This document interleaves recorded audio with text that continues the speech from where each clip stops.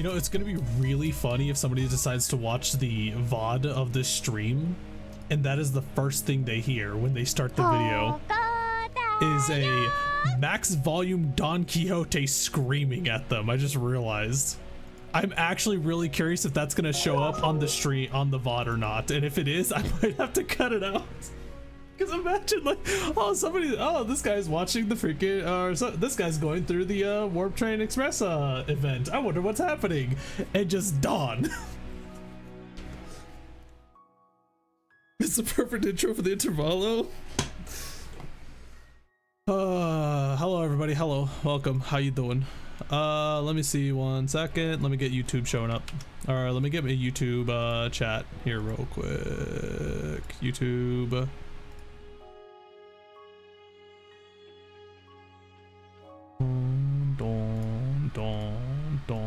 Is it gonna show up? It did! Okay, YouTube, I can see YouTube now.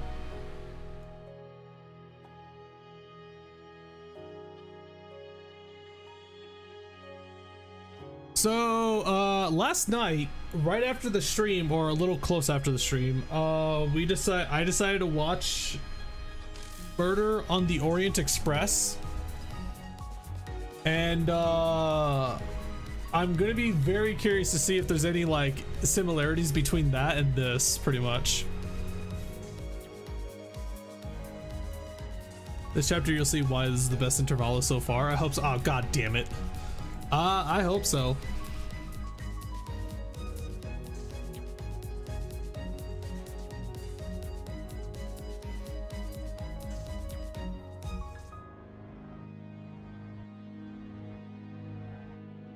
Story's great, the gameplay not so much in my opinion. I mean, that's Limbus Company, unfortunately. But it's okay though, we get to play Library of Ruina tomorrow. So yeah, on the Switch. Time Killing Time's boss was annoying. They definitely wanted you to use the, what's it called? They wanted you to use Tremor against him, I'm almost positive. Like, he was just so resistant to everything that instead they just want you to increase his stagger threshold instead. I'm pretty sure that's what they wanted.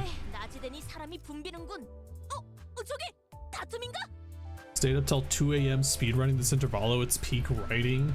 I always thought about, like, maybe I should do my streams of Limbus Company on Wednesday, because that's when the updates happen. But then by the time the update's out, it's like 8 p.m. for me. So if I do the event that day, it would probably be like 1 in the morning for me by the time I'm done, or 12. It usually takes like, what, 4 hours or something, which is usually why I do it the next day. Because wait, did I need that? I have boxes.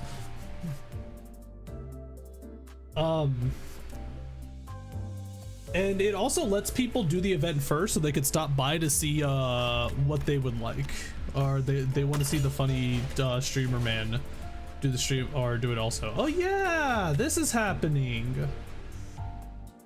Huh.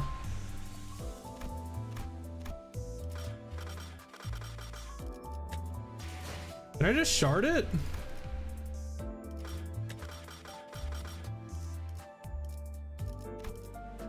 Oh, it looks like you might not. Wait, where is it then? Huh? Season 4 EGO event. Oh, that's weird. I always saw these as IDs and EGOs, huh? I guess they just have it separate for season 4. Do we want to? You know what? We'll do a 10 roll. How's that sound? We'll do a 10 roll. Yeah.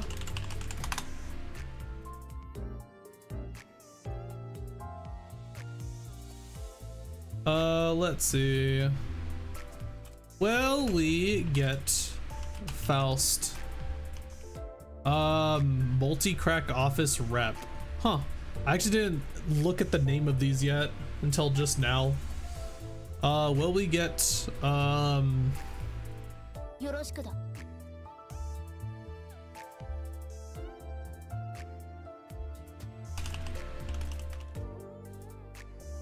don't know what to call her.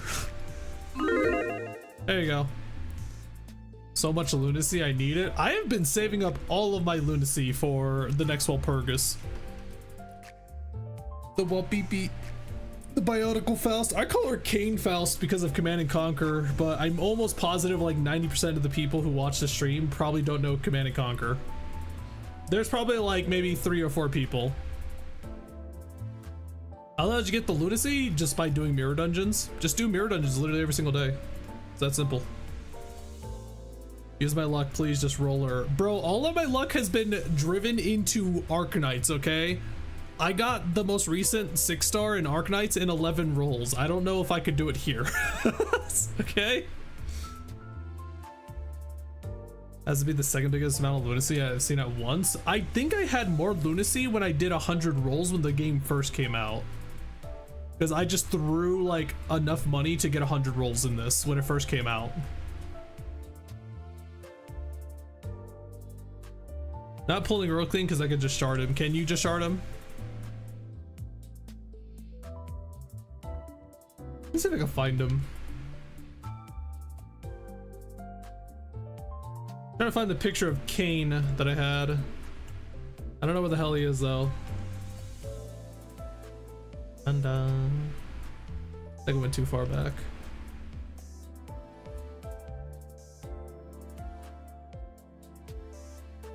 I think I'm going too far forward now. No, this should be right here, right around here, I think. There it is. Found him. Yeah, this is Kane from Command and Conquer. It is supposed to be the actual Kane from like the Bible too. And this is also supposed to be like a sci-fi. This is supposed to be a sci-fi real-time strategy game too. But this is Kane from the Bible, like actual Kane. He is a fallen angel who was sentenced to walk among the earth for all of his life, so he literally can't die. The Bible, yeah.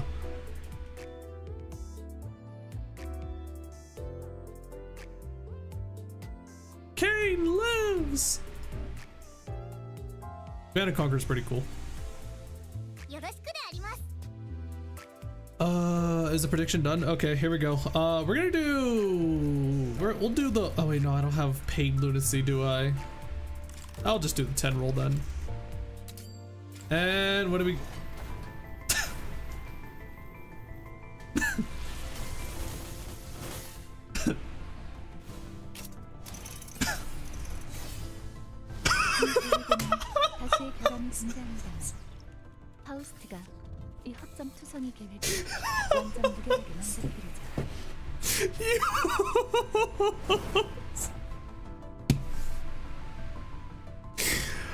Holy shit. A price for being based. Holy crap, dude. It's literally just a 10 roll, dude. Oh my god.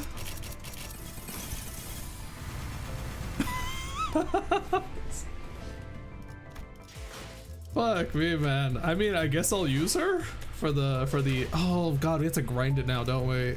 Ugh. My favorite. Let's see, what do we have here? Charge. Oh, there goes W Corp Faust. 5-9 charge count, consume 2% HP to raise charge count to 10. Consume charge. 10 charge count to gain coin power +1. 30 plus resonance including the skill. Consume all charge count on self and deal +% damage for every charge count consumed by the skill. Max 60%. Neat. The charge gang is getting bigger.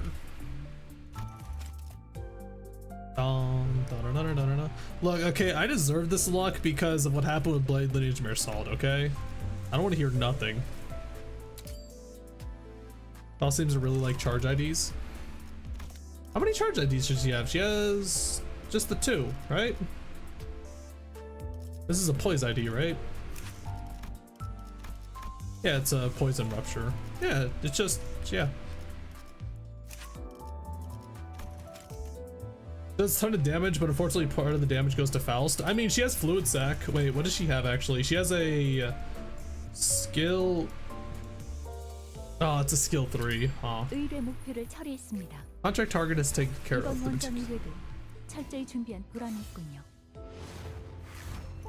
She sounded different there. Is she trying to sound like a robot or something? Did she not sound different right there? I swear she did. Wrong, you used telepole, not fluid sac. Well, what are you more worried about, charging or healing the damage she takes? Because you could just use Persuance, Faust, or Rodion to heal her. But if the damage she takes to herself is a problem, then yeah, you would use fluid sac. Kind of robot in this ID. I mean, it looks like it, yeah.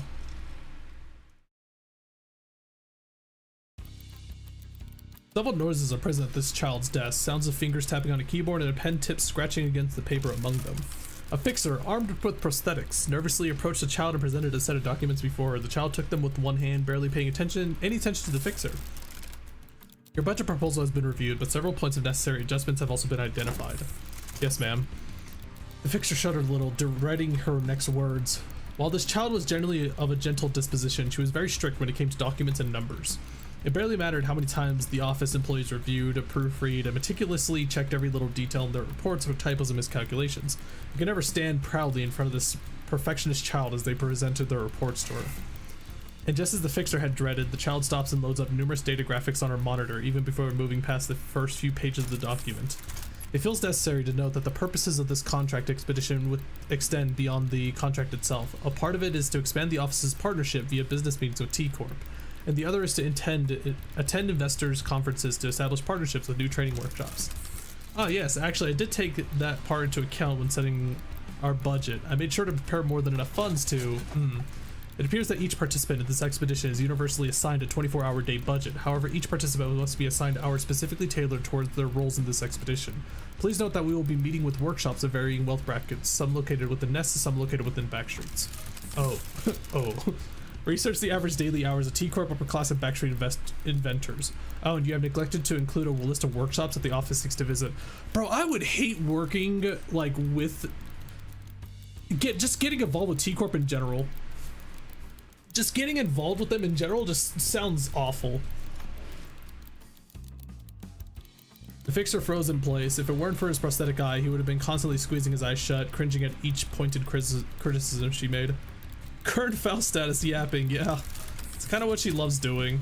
Most of the office's contracts have been with P Corp, so your ignorance of T Corp's idiosyncrasies is understandable and expected. What is impressive is Faust's knowledge, which lies far beyond any average metric. I hate her. She's such a smug little shit, I swear to God.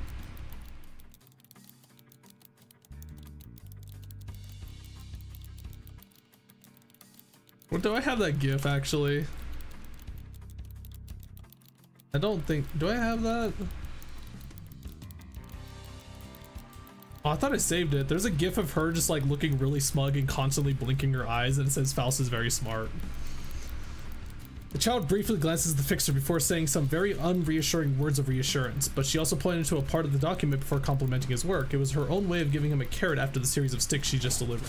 Using the warp train is an acceptable suggestion, however. Set apart a week of her schedule and contact the 7 Association to conduct on-site surveys. Do not forget to verify that information yourself, of course. Just as the fixer was about to respond, she mentioned him to stop. And after a long contemplation, she began. Expand the warp train budget. Oh man, that budget is more than enough. W Corp is running a promotion for economy class tickets, so that would normally be the case indeed. However, the child gazes into the air for a moment before closing her eyes to think. She does that often when she's trying to understand something that's not so easily understood. I may be traveling in a first-class seat instead. Seriously?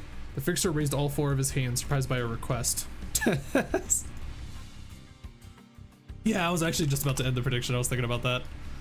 Well, we get 1 eye, Faust, and 10 rolls. Yes, we did. Actual 10 rolls too. Kind of wild. The child looked away from the documents at the fixer's overreaction. She glared at him, her eyebrows lowered with a look of perplexed disdain. Is there a problem with that?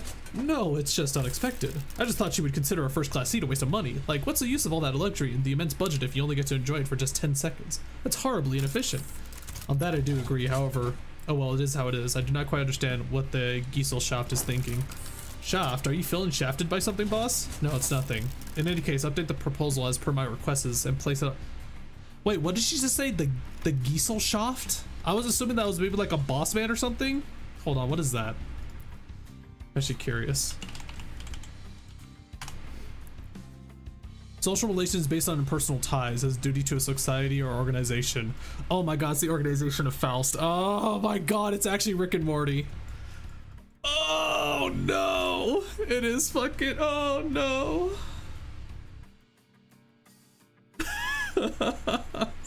It's fucking Rick and Morty. In any case, after the proposal as per my request is placed onto this desk by tomorrow morning, I believe that is too much workload for you to handle within a day. Wake up Mr. Heathcliff from his workday nap and ask him to assist you in proofreading the document. Heathcliff, wake up. Hey, what? Please tell him to go get himself a cup of coffee or any substance of like from the break room. Yes, ma'am. As the fixture dragged the sleepy child to the break room, the child rose from her seat and slowly walked to the windows. Past the full glass windows, a view of numerous tall buildings emblematic of the northern architecture. On the streets are people, so far and so small, almost ant-like in the child's eyes, busily walking through their daily lives. The child sips on her cup of coffee as she reviews the interesting plan taken into the view, so that she could perfect the plan even further using Faust's knowledge. And the meticulously crafted plan began paying off almost as soon as the contract began in earnest. How's that arm still intact? We hit him with explosives. We have been informed that the T-Corp backstreet syndicates often make use of inventions of more explosive varieties. Model 40Y3, specifically crafted to withstand high levels of heat and shock, was indeed a good choice of gear for this contract. The child's prosthetic eye had already finished mapping out the interiors of the dark warehouse. Just as she identified the trajectory of the bomb and where it flew from, she rushed forward and casually swung the two great swords attached to her prosthetic arms. Oh, she just used two big swords.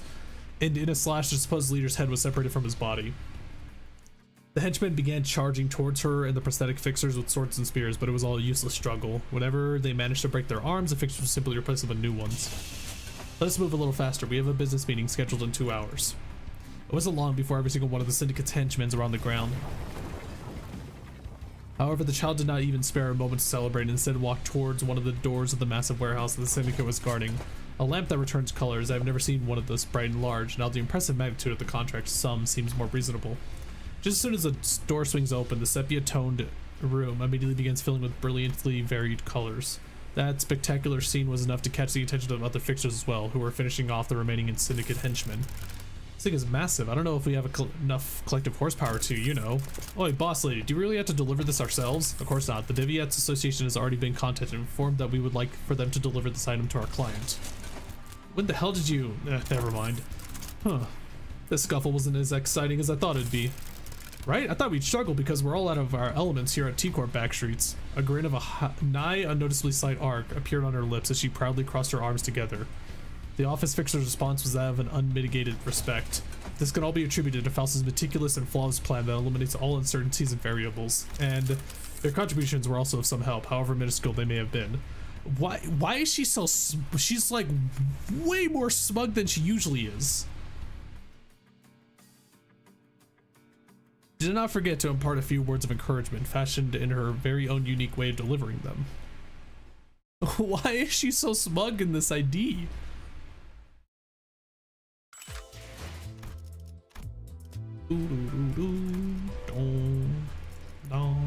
Let's see, 5, that's a 19. 2 plus charge, only 2 plus charge? That's a 24, holy crap. How big does it get now? Consumes 5 charge count to gain coin power plus 2. Oh, that's disgusting. Gain 3 charge count? Wait, charge count? Like...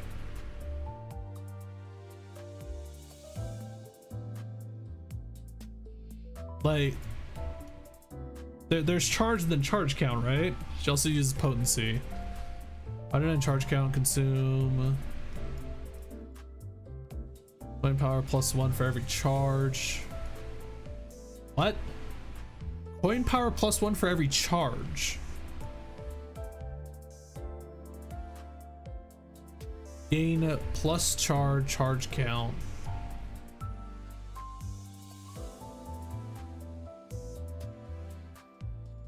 Yeah, it's charge. It's not charge count. It's charge. It's the other. It's the normal charge.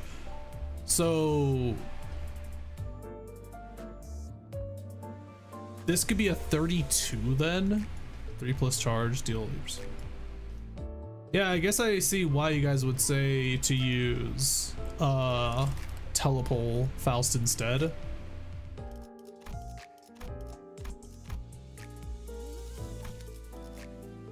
Because you would definitely want to care more about getting charge count than if you could do that much. Hold on.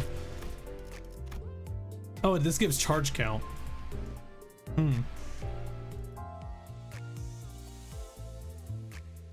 She consumes charge count on her skill 1 to skill 2. Each 10 consumed increases her potency by 1. Oh, is that her passive? I didn't really look at the passives yet. Gain 1 charge every time this unit contains 10 cumulative charge count in this encounter. A 2+ charge deal charge.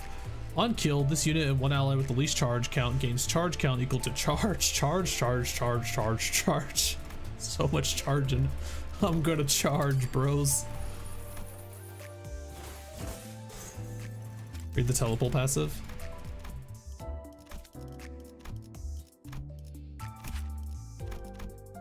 While this unit has charge, deal 2% per charge count. Skills spend -2 charge count. Oh shit.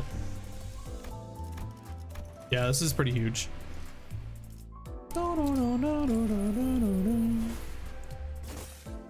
So this is actually a pretty wild charge. It's actually really neat too, because it's a lot different than what charge was doing normally, like especially in Library of Ruina, because this is what charge was normally.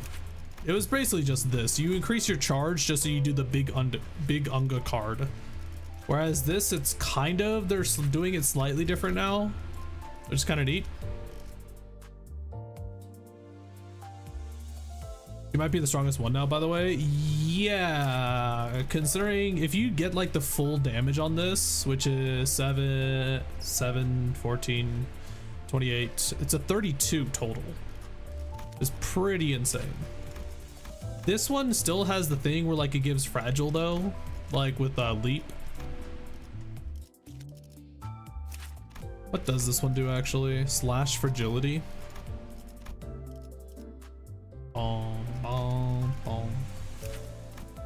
I guess I probably should go more into the charge gang. How good are you again? Oh, you're rupture.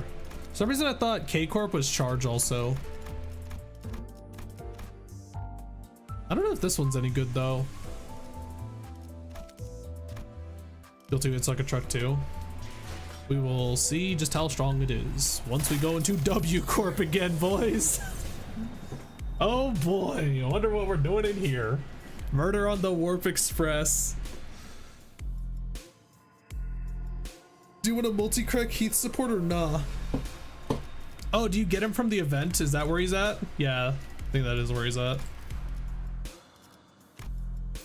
There he is. You need 500.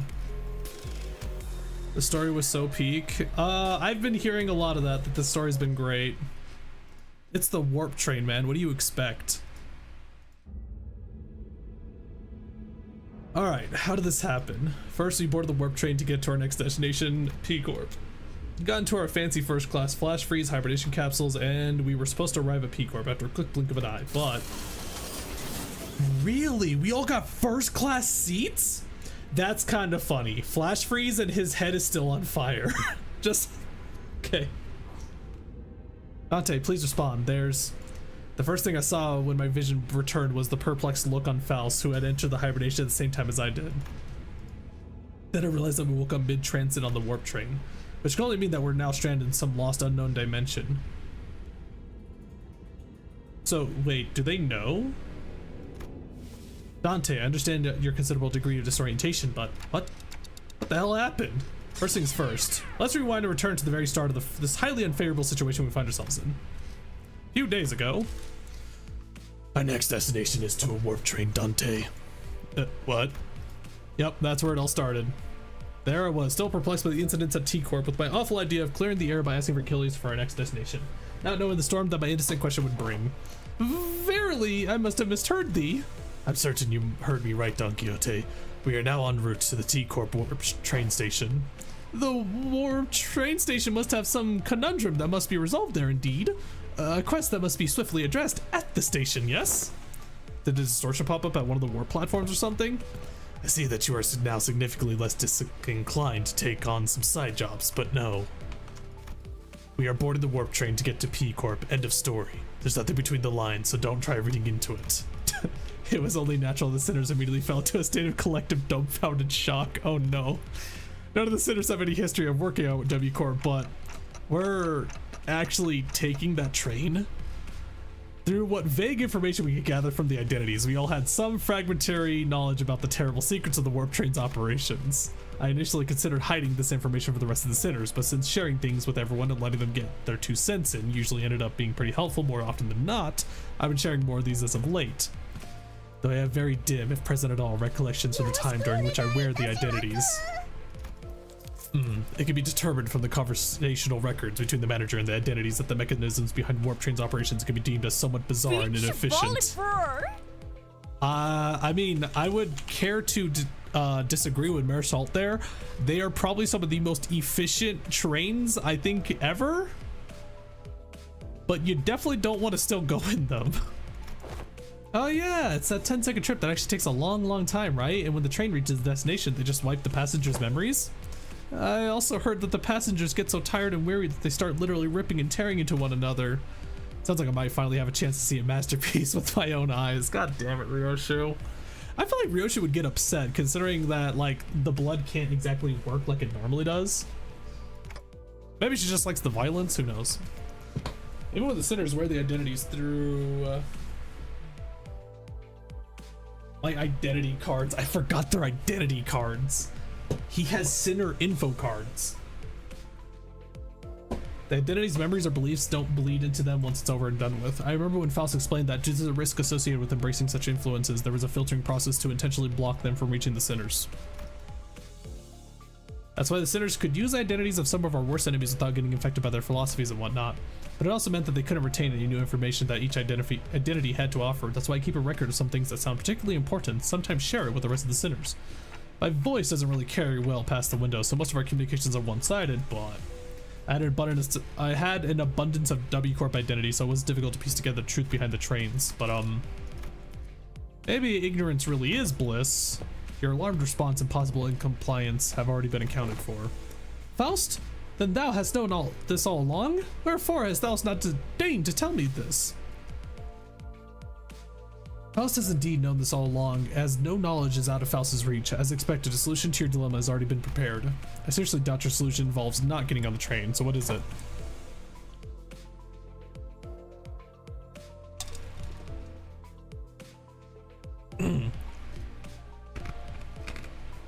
The bus. Oh, what about this bus? There's no way this thing fits inside a train car.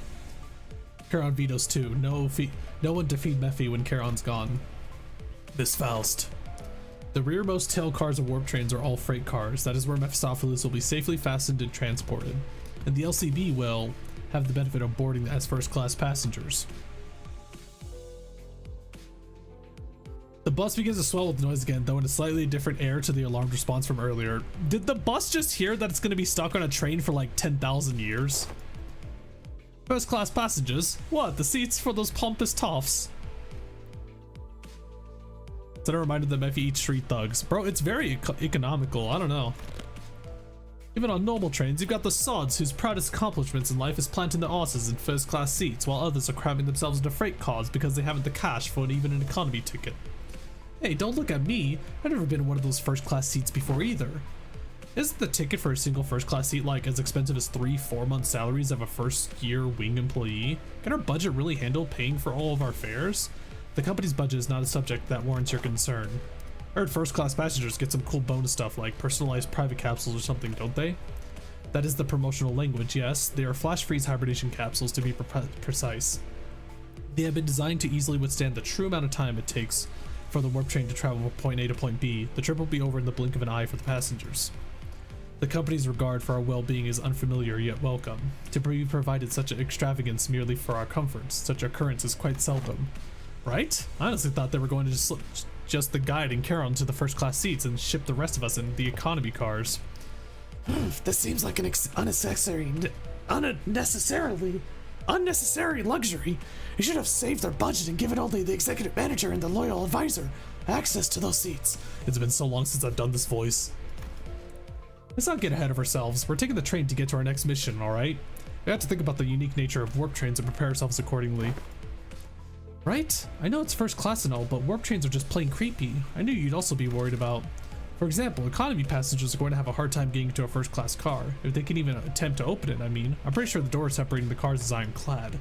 Ishmael, who's been holding that first-class promotional pamphlet in her hands for a while, was chattering on with fire in her eyes. We won't even have to lift a finger. We just have to board the train, get into our capsules, shut our eyes, and snooze through the entire ride until all that mess and that other cars blow over. Heard they used to give out commemorative merch back when their finances were to the gutter, and oh, why is she freaking out here?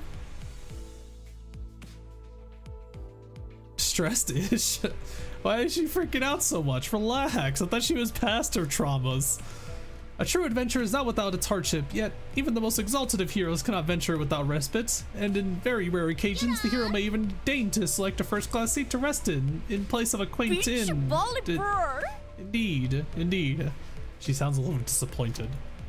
Seems like everyone was at least somewhat interested in the fabled first-class seats of warp trains. I could sense that there was a growing consensus among the sinners that even a warp train trip might be acceptable, if it meant that they could ride in the first-class seats. I will board the train if I must. Poor Mersault. It sounds like deep down he wants to scream, he doesn't want to. Is first-class seating mandatory? I prefer the scenic route. I don't want to miss out on all the fun. Vergilius pretended not to hear Ryoshi's question. Very well, then I assume that we are all in agreement. Let's go. I have a matter of great importance to discuss with thee. What is it? Oh, with that last beating around the bush ain't like you. Don Quixote carefully began, almost whispering in a low voice. That is, in the first-class seats. I have heard tell that we was bored with our feet freed from our boots. Doth that claim hold water? Wait, what? Oh no, wait. Does Dawn not take off her shoes? Oh, come on now. What kind of nonsense gossip is this coming from this time? What? This is no gossip. Forsooth, I have overheard aught from those we have walked past here today, and when one of them inquired, you know that you gotta go barefoot in first class, right? The other responded with, of course, man. What am I, stupid? Don't the travelers speak true, Ishmael? Don't ask me. I've never been on one of those before either. There's no fucking way. There's no way. I don't remember seeing anything like that in the pamphlet. Give me a sec. I mustn't be separated from Rosciante, not even for a twinkle. I shan't toss Rosciante to the side next to such vulgarities like the ugly shoes of Sir Heathcliff. What? Oh, I thought she said Mersault for a second. Oh, you little... I implore thee, oh illustrious red gaze, prithee grant me thy permission and allow me to board with Rosciante. I expected Vergilius to answer with his usual exasperated, but this time he responded in somewhat serious and tainted by that familiar annoyance tone. Oh, he didn't do the... There is... Fine. Keep your shoes on. Oh, they actually let her. That's disgusting, by the way. Are you serious? Oh my gosh. Oh, Dawn. Why are you like this? Oh, God. The Tims stay on. This place is huge. That was my first impression of the warp train station. Oh ho! So this is... Don Quixote shouted vibrantly, immediately recovered from her previous apprehension of the sheer possibility that she might be separated from Rosciante. So each nest has one of these massive structures in them. I've got nothing. Oi, know anything about what they're asking? Heathcliff asked, gesturing towards Mersault with his chin. Every warp train station has been built with the general design philosophy that draws from the respective nest's architectural idiosyncrasies. It could also be said that many critics in relevant fields praise the warp train stations as one of the many cultural cornerstones of the city. I have no idea when it happened, but Heathcliff started treating Mersault like a walking encyclopedia from time to time. Mersault! Young Mersault! Lo, is that passenger over yonder one from the west? Wait, young Mersault? Wait, what? What? Wait, Mersault's probably like in his 30s right now. Why? Oh my god, Don Quixote's actually a hag. Oh my god.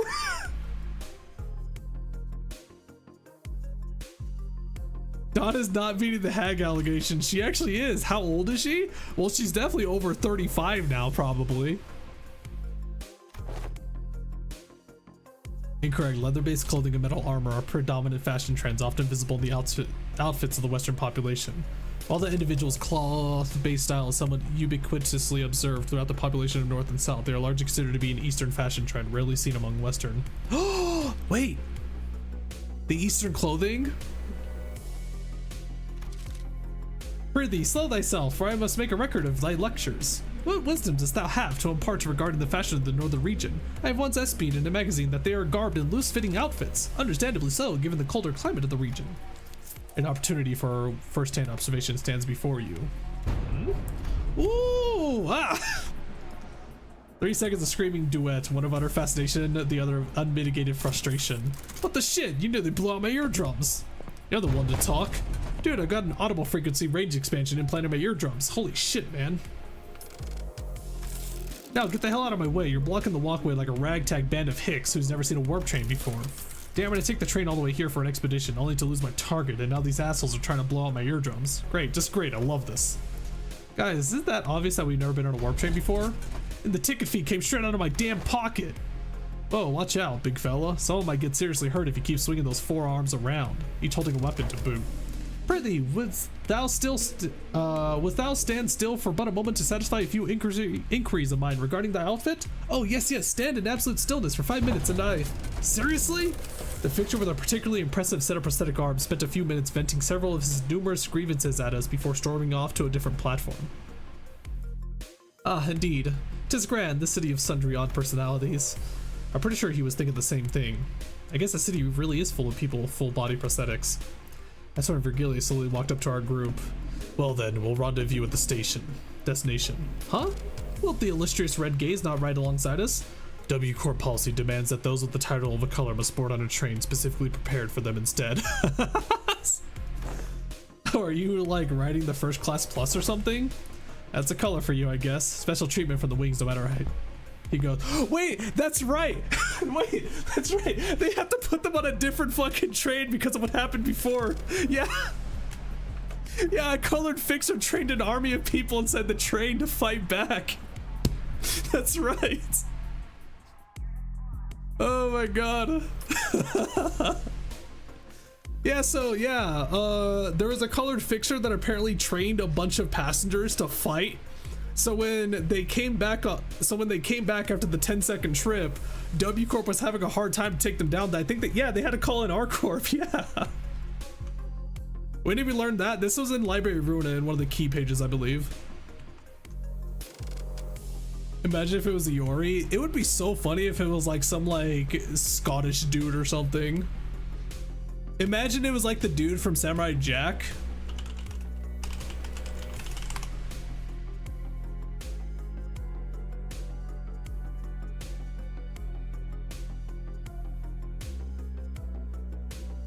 Like there's just a colored fixture that's basically this guy essentially, and he just trained a bunch of people to fight.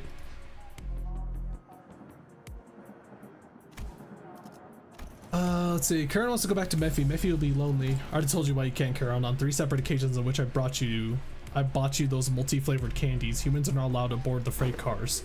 Then, Miss Faust. Yes. Vigilius, after exchanging a knowing look and a nod with Faust, escorted the particularly peeved Charon away. It would be really funny is at the end of this, everybody just decides to feed Mephistopheles with like human people on the train. I actually am curious how Mephistopheles is going to handle this. Dante, let us proceed this way. We followed Faust's guidance to the entrance to our train car. Whoa! Damn. Whoa, hey, our colors are starting to come back. Woo!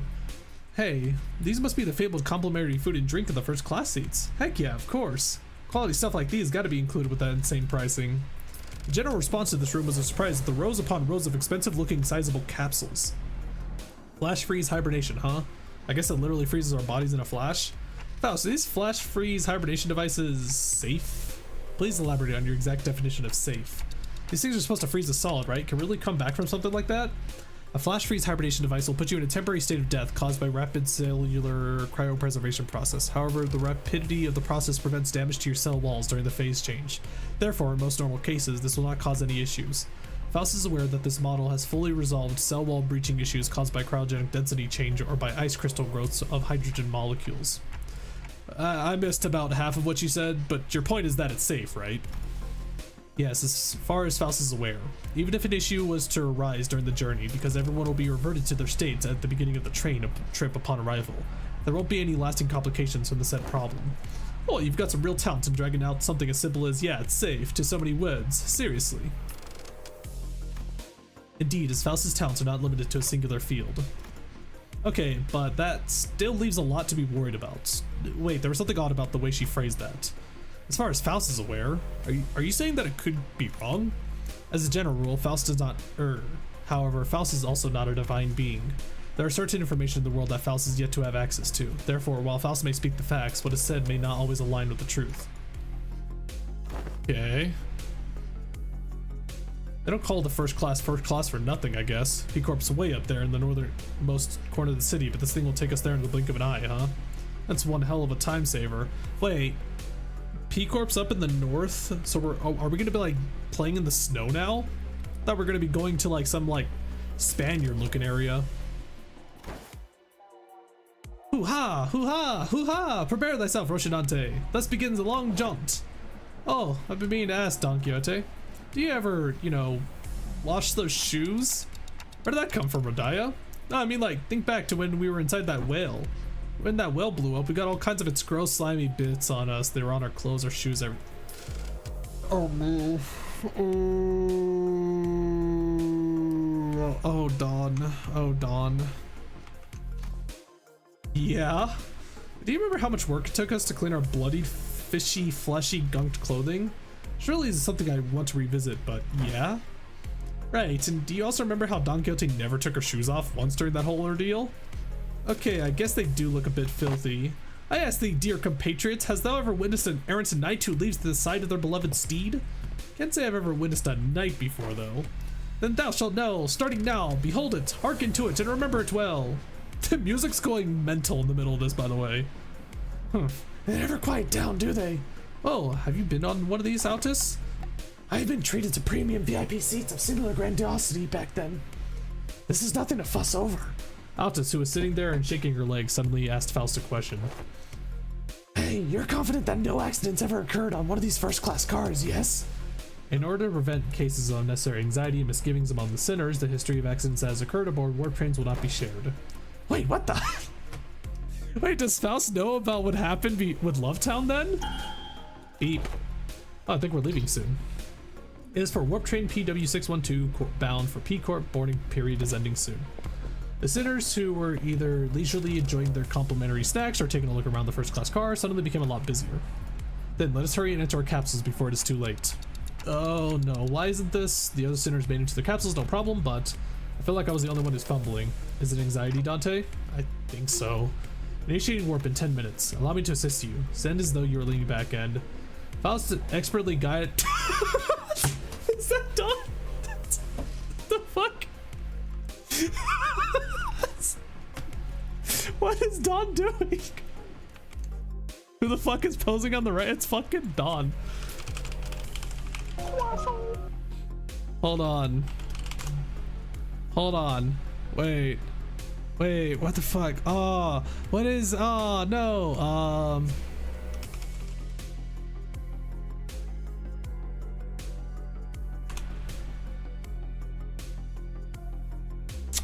Damn it, I can't remember what the hell its name is.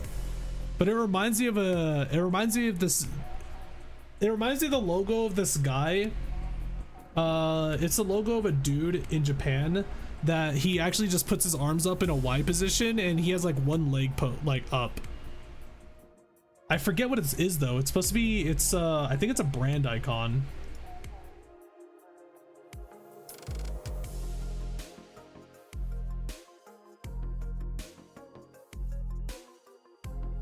Faust expertly guided me into the capsule as though she'd done something like this before, then pressed a button inside the capsule that closed the hatch. Persona 5. No, not Jordan's. No, it's a Japanese thing. Japanese brand logo. Athletic. Athlete.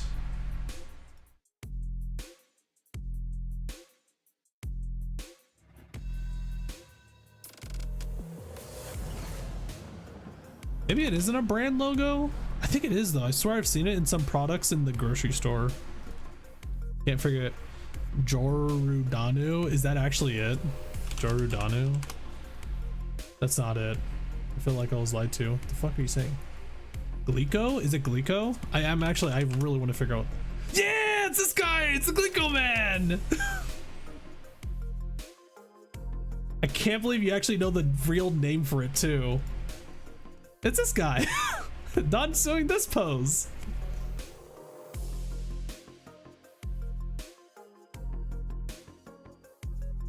She's becoming the new Glico man.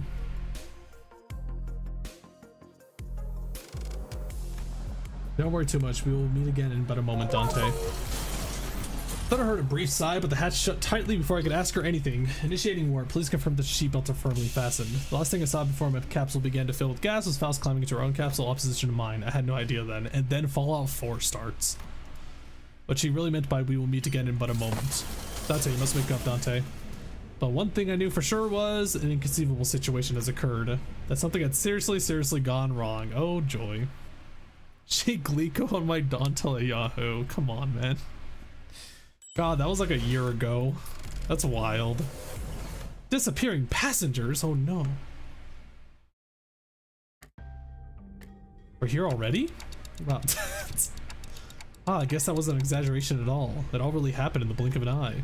As always, Faust is giving me her usual look, which is a complete lack of any emotive expression, which I suppose is why I didn't immediately register that something had gone awry. No, we are not yet at our destination. Huh? When a flight came to, and after I'd had some time to digest that odd reply, I looked up at her face and once again, and realized that her expression was more antsy than usual by a microscopically minuscule degree. So this train is still running, yes. Then where are we? I believe we are currently stranded in an unidentified dimension, coordinates unknown. I took a reflexive deep breath from the sheer horror of the numerous implications stuffed into that dryly delivered sentence. When that passed, the first thing that stuck in my mind were we were about to suffer the very thing that we were so worried about. I see. Having color back feels so bright, yeah.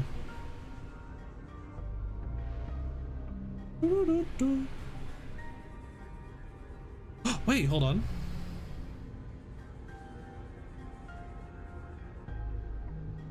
Yay, I'm getting my money back. Sorry.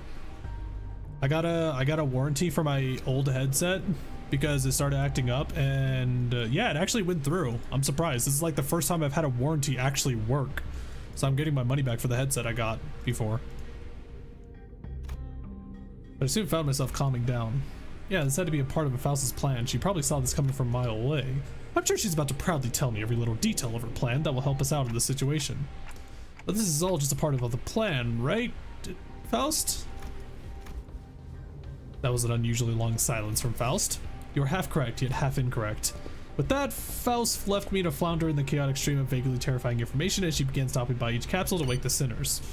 Oh, we're here already? Man, it really happened in the blink of a no. Oh, what's this? We're here already, for real. It really happened in the blink of no. That's so stupid. No. Oh no, she looks so sad. Wait, is this a different face now? No. Yet I have not uttered a single word. There's a brief cheer, a little hurrah about regaining our colors, followed by a flat-toned explanation of our current predicament, which was then followed by a long loaded silence, which was a sequence of events I had the pleasure of watching play out on about 10 consecutive occasions. Dante, I understand your confusion, however, perhaps an elaboration of our present circumstances is necessary. And that brings us to the present. Let me get this right. This train's still running, and we're drifting through some unknown dimension. Oh, about that striketh me as quite dramatic. Most importantly, are you saying that you already knew that this would happen, Faust? Yes. What the hell's wrong with you, huh? The sinners each began to voice their anger. Of course, this wasn't the first time Faust ever Gillies intentionally and knowingly omitted certain details about events in our path. What, are you insane? It's not like we could just retreat or jump out that door when stuff hits the fan. Opening the door will result in nearly immediate destruction of the physical body. But hey, at least you know what to do like you always do. You've got a plan, right? So we're playing detective. I'm hoping that's what's gonna happen here, because it's gonna become a bloody mess, isn't it?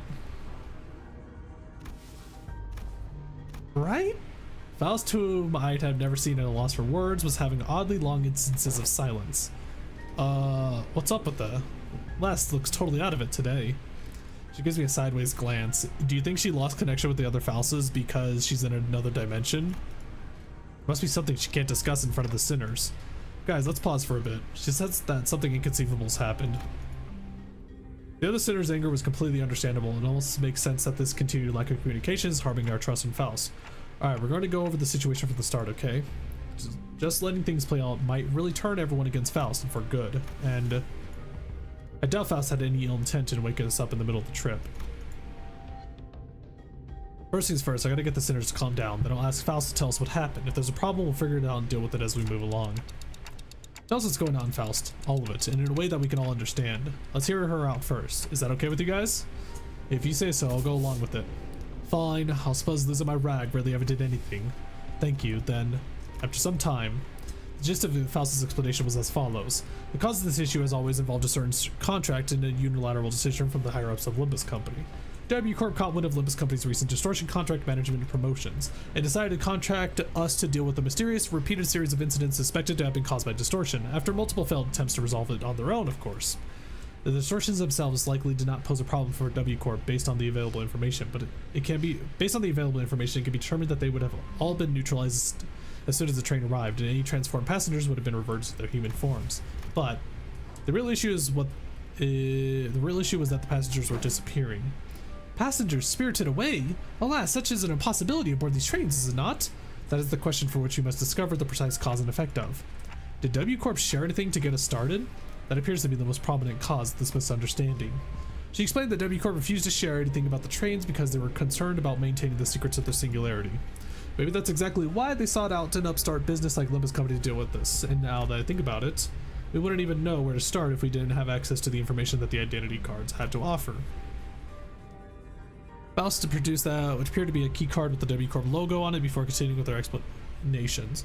Maybe the time dilation is affecting her ability to get info. I'm pretty sure it's definitely the dimensional thing. Like she's in it, they're in a different dimension now. So the mirror world technology probably doesn't work with Faust anymore because of that. Which I'm pretty sure that is the reason why Faust has a connection to other Fausts, is because of the mirror world technology. She might have gotten, during the experiments and such, she might have gotten into an accident, possibly. She lost Wi-Fi connection. Yeah, I guess that's what it is. To the Faust network. Faust produced what appeared to be a keycard with W Corp logo on it before continuing with their explanations. However, we were given this master keycard that can open and close the hibernation capsules as will. We may return to our respective capsules as soon as the contract is fulfilled and safely complete the rest of the journey as we had planned from the beginning. Faust Discord channel. She's been temporarily timed out, yeah. She got banned from the Faust Discord for spamming slurs. I figured that would be the N Corp Faust. These bloody wings. Every single one of them has been absolute balmy. I think it's a bit unkind of them to ask us to finish the puzzle without all the important pieces. At least at T-Corp, their chief executive director tagged along as our assistant, not to mention kindly explaining so many new things to us. It sounds like Miss Faust is stuck between a rock and a hard place herself. Some sinners grew more receptive after her explanations, albeit with a sigh. I would have appreciated it if you at least gave us a hint. Yeah, I understand where you're coming from, but it's not like there's someone out there monitoring your every move and every word, right? That is... Bro, this new face of hers, I don't like it. It makes me almost feel a little bit bad for Faust. But not everyone is willing to let this go without saying their piece. Next time I'll take your inputs into account. I feel like they're gonna give her like a moment of vulnerability when she loses complete connection with the other Faustas. Like that might be what's happening here, and that's why she's acting like this. Is like, this is basically her moment of vulnerability for Dante to cheer her up and stuff, because she's completely lost without the other Faust. I just noticed she has like 2 studs right here on her handle. That sounds dangerous. That looks dangerous to have. I like her acting squeamish like this. Yes, she wants to be totally vulnerable so the man could take care of her.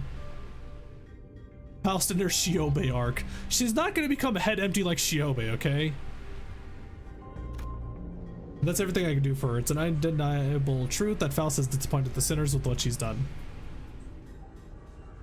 I think it's just the pocket in the background. Yeah, I can't tell if that's supposed to be studs or supposed to be like her coat's pocket. I think, okay, it probably is actually the coat pocket. I see it now.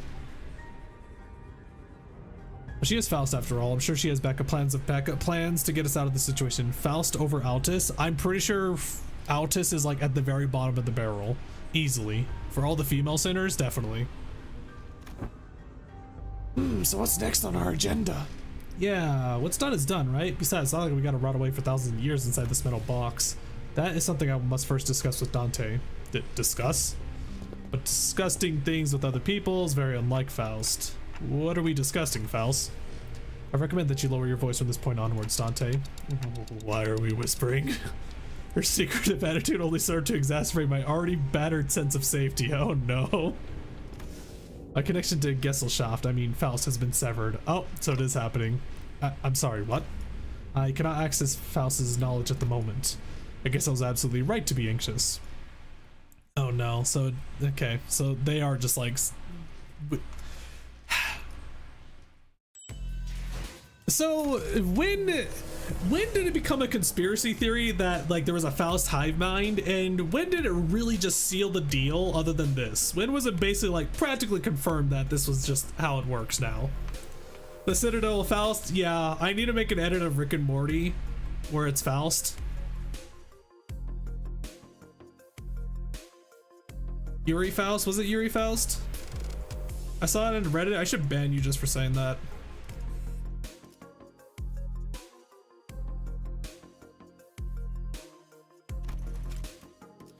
She kept speaking in third person. I mean, yeah, when she was speaking in third person, it just really did seem like it was, oh, she's so heckin' quirky and stuff. Oh, we get bonuses because of W Core people. Wait, hold on. Wait, what? Wait, why do we get bonuses for these guys, though?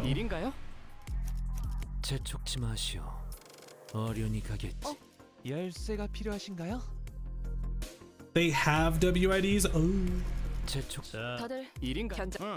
So you don't even have to use the IDs in order to get the bonus? Oh god, I just realized how long are these fights gonna be then if we have backups. Did I mention Shredder? Oh! What do you mean you can't? I mean in the most literal sense. My access to Faust's input and information, which has always been readily available, is completely severed. Oh, what if everything about the situation is something you don't have access to yet, like you said last time? One cannot completely dismiss that possibility, but even that is uncertain. Every answer Faust has given me was always full of confidence and methodical expertise. I don't think she's ever said a sentence that was this full of speculation and doubt. Then, Faust, you are... Yes, at this moment I am limited to operating only with my knowledge. Huh? I cannot discern the cause of this disconnection. More than enough precautions have likely been taken in case of interdimensional travel, but perhaps Faust did not take into account an occasion in which we may have to access an identified dimension such as this. Or even if it was taken into account, this particular dimension may have not yet been subject to cross-observation. If that is not the case, then no, never mind. She said I. There's nothing that suggested that my connection to Faust would be lost, not even as we boarded the train. To be honest, this is a rather disagreeable situation for me. Alright, for now. Now that changes everything. I recalled the last thing I saw before the hatch of the capsule closed when Faust told me not to worry too much. Okay, this is just a minor setback. Nothing we can't beat, right? We got this. I began to mutter like I was trying to convince myself. As a manager, my job is to calm everyone down and set their sights on the future, just as Faust did for me immediately before the hatch closed. If you're right about why you were disconnected, then that problem will solve itself once we're off the train. If we do ever run out of options, I'll just turn the clock and see what happens. Don't stress yourself too much. We still have a lot to work with. Your knowledge, my clock, the sinners, and I can feel my confidence taking a hit with every word that came out of my metaphorical mouth, but that seemed to be enough for Faust. She nodded. Understood. And to the sinners, the fact that we are currently confined to a warp train in operation must be a source of enough stress. I believe that sharing Faust's current state with them would add an unnecessary source of tension. Well, so wrecking this door ain't gonna do anything. We're all gonna bite it once it opens.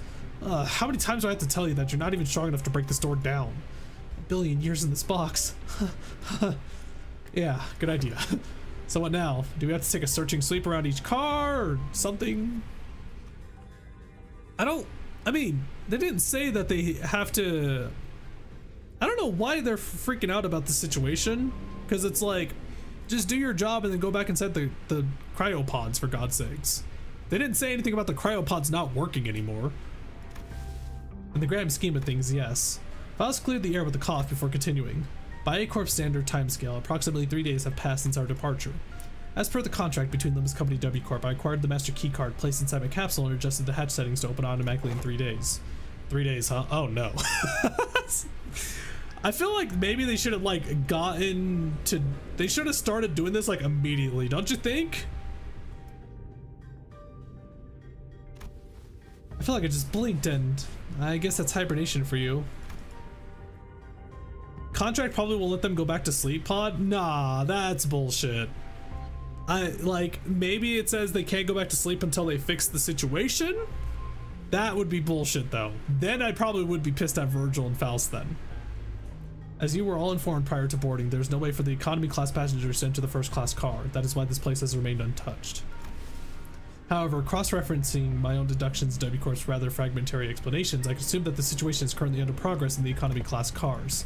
The part where they thrash the shit out of one another, tearing the limbs off, all that mess. No, I doubt that. I don't think it gets that bad in just 3 days. Besides, that's supposed to be business as usual for W Corp, right? There must be something else that's out of the ordinary that they want us to deal with.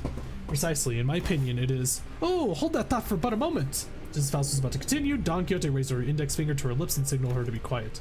Does thou hear aught as I do? Scratching, nay, rapping. Forsooth, past this gate must be...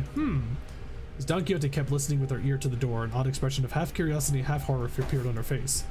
Is it possible that there must be... Lady Faust? After that very distressful noise, everyone simultaneously turned their heads to look at Faust, who closed her eyes briefly in thought. Please step aside for a moment, Don Quixote. It would be best if I observed it with my own eyes. With that, she produced the master keycard from her pocket and approached the panel installed next to the door. Oh, hang on a minute. You're going to open that door. I tend to follow your usual flavor suggestion, Heathcliff, that there are times in which a physical altercation is preferable to detached ruminations. Huh, my suggestion? Well, I ain't going to disagree with you there, but what's gone into you, lass? After all, how could I deduce anything without seeing it myself? After a brief mechanical beep, Gah! A hideous creature suddenly crashed through the open door and charged wildly in our direction. Oh, fun! Probably anxious because just being in a warp train. I mean, yeah, being in a situation like that does seem kind of terrible. Oh, cool! Violent bloodbag passengers. Blood fiends?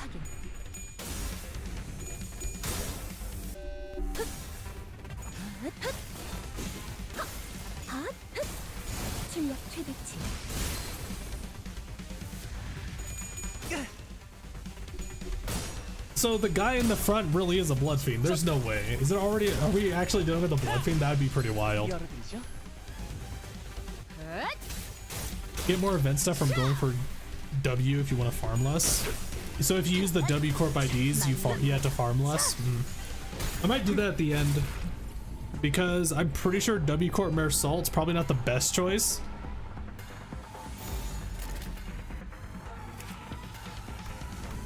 Coagulated arm, hard blood slice, collecting blood. It's a blood fiend. We're dealing with a blood fiend. God damn it. What is with warp trains and blood fiends?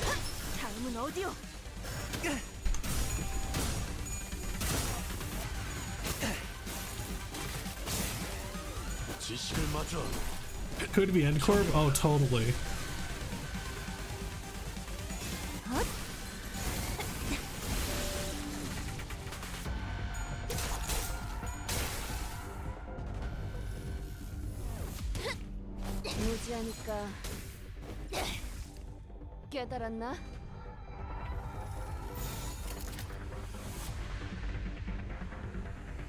Don't understand what triggers the red blinking lights. Is there red blinking lights on Faust's eyes or something? Manager, I am tired of these motherfucking vampires on these motherfucking train. Why does it keep happening? Bet a nickel for every time a blood fiend was inside of the W Corp trains. I'd only have 2, but it's really weird that it happened twice.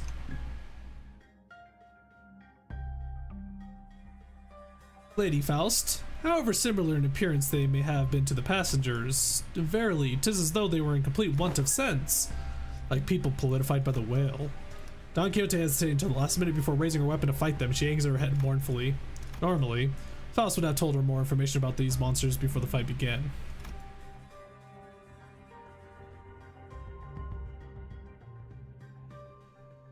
Making a rift on the train causes a warning, something mentioned by W. Altus. Oh! Not supposed to mess with dimension effects while the train is in motion, so it sets off an alarm. Okay, so when any of the W Corp IDs do like rip space or use dimension shredder with a Hong glue or something, it does that. That's cool. If you have Marisol uptight to 4, work out pretty well. Mine did great. You know what? I guess I'll do that. I do like Marisol. Marisol's pretty cool. Should not have been burdened by the sheer thought of bringing harm to the innocent. Faust began. Oh my god. She's like a sad cat. I don't like seeing Faust like this.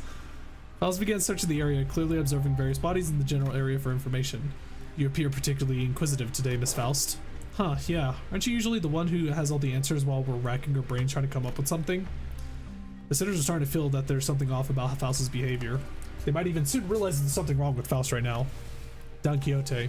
They are not dead. Huh? Observe closer. The parts are all tethered to one another by something, are they not? Oh! It appears that the flow of time has ceased in this space. Therefore, it follows that the connections that tether the bodies to life and away from death remain intact. To my relief, Faust managed to correctly figure out what's going on like her usual self, even if it took her slightly longer than it usually does. I figured Dante would know this though, wouldn't he? Because of the IDs? Hey, what'd I say? We got this. Huh? What was that about? Nothing. I forgot that all sinners were content with nodding along to whatever information Faust told us. The flow of time has ceased aboard a warp chain, is it? Isang grew pensive. Seeing that, Faust's lips parted for a moment before closing shut. I was trying to get a good read on her. That was an unmistakable look of regret, no matter how short-lived. Howbeit, would it not be more accurate to muse that the flow of time has decelerated to the point where, to an extra-dimensional observer, it is slowed to a stop? What is your perspective regarding the suggestion? Yes, that is the most rational suggestion, Isang. Did Miss Faust just get something wrong? Wow, Isang sure is a time expert, right? Can you summarize it in easier language now that we're talking about it anyways? Gladly, if you would allow me. Look at that dumb fucking... Look at this dumb face on him. Why is with this smile? He looks so goofy. You say we get to elaborate with gentle enthusiasm. He is saying when friends, yeah. You got the Roblox man face. That was close. To speak in brevity, he smiles so much now, it's so great. To speak of brevity, it can be said that death is not an element aboard this train. And can you maybe speak in a little less brevity? To elaborate. Verily, this one's heart beats still. Don Quixote lowers her head and listens closely to what appeared to be a dismembered torso and shouts with relief. Their state is akin to an unassembled jigsaw puzzle, merely immobilized and separated. Though their corpus has been sundered, the concept of death is as a state of, for all intents and purposes, eternal delay aboard this train, existence in continuance, moratorium. Forced they are to be tethered upon the thinnest yet tenacious thread of life. I ill understood what hath been said here, yet they are not dead all the same, huh? If the severed parts are all connected, then it can be said that no matter how entangled their bodies become, it is not impossible to eventually gather their parts together to form a single passenger. Thus, naturally, we can determine how and why the profession W Corp cleanup agent has come to be. I see. Because someone will have to categorize and reconstruct these puzzles once the journey is over. It's really baffling to me that a job like that even exists.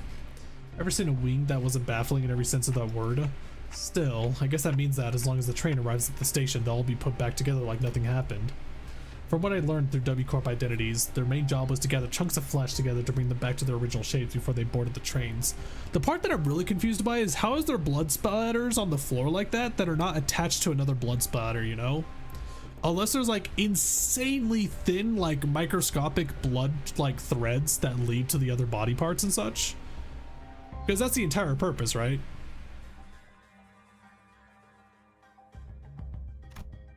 It's a lot more visceral when I have to look at it in person. Phew, that is quite the auspicious news among ill tidings indeed. Guess it would be extremely thin. Yeah, I mean, like, look at this blood splatter for. Well, I guess it's connected to that one. Yeah, okay. I mean, imagine how thin these like blood stains are for them to be like this. Like, I'm trying to see if there's actually like one isolated blood stain, but I guess it really isn't, is there? It soon clicked in me what Faust was, though with some effort trying to do as I watched Don Quixote sigh with relief. Maybe Faust was trying to cheer Don Quixote up in her own way. The other Faust would not find it even necessary to do something like that. Dante. Oh, what's up? Oh, time to whisper, right? Indeed. I intend to collect further intelligence. Well, if there's anything I could tell you. Faust cast a dark gaze towards the chunk of flesh. Her gaze remained fixed upon them as she whispered. Are they distortions or abnormalities? Oh, yeah, I actually wanted to ask you about that. They weren't humans, that's for sure. From them, it felt the same sensation I felt from monsters. Something inexplicable, an unclear sensation or an aura. I felt this somewhere before, I'm sure of it, but I couldn't quite pinpoint the source of the sensation. How did blood fiends come to be, actually?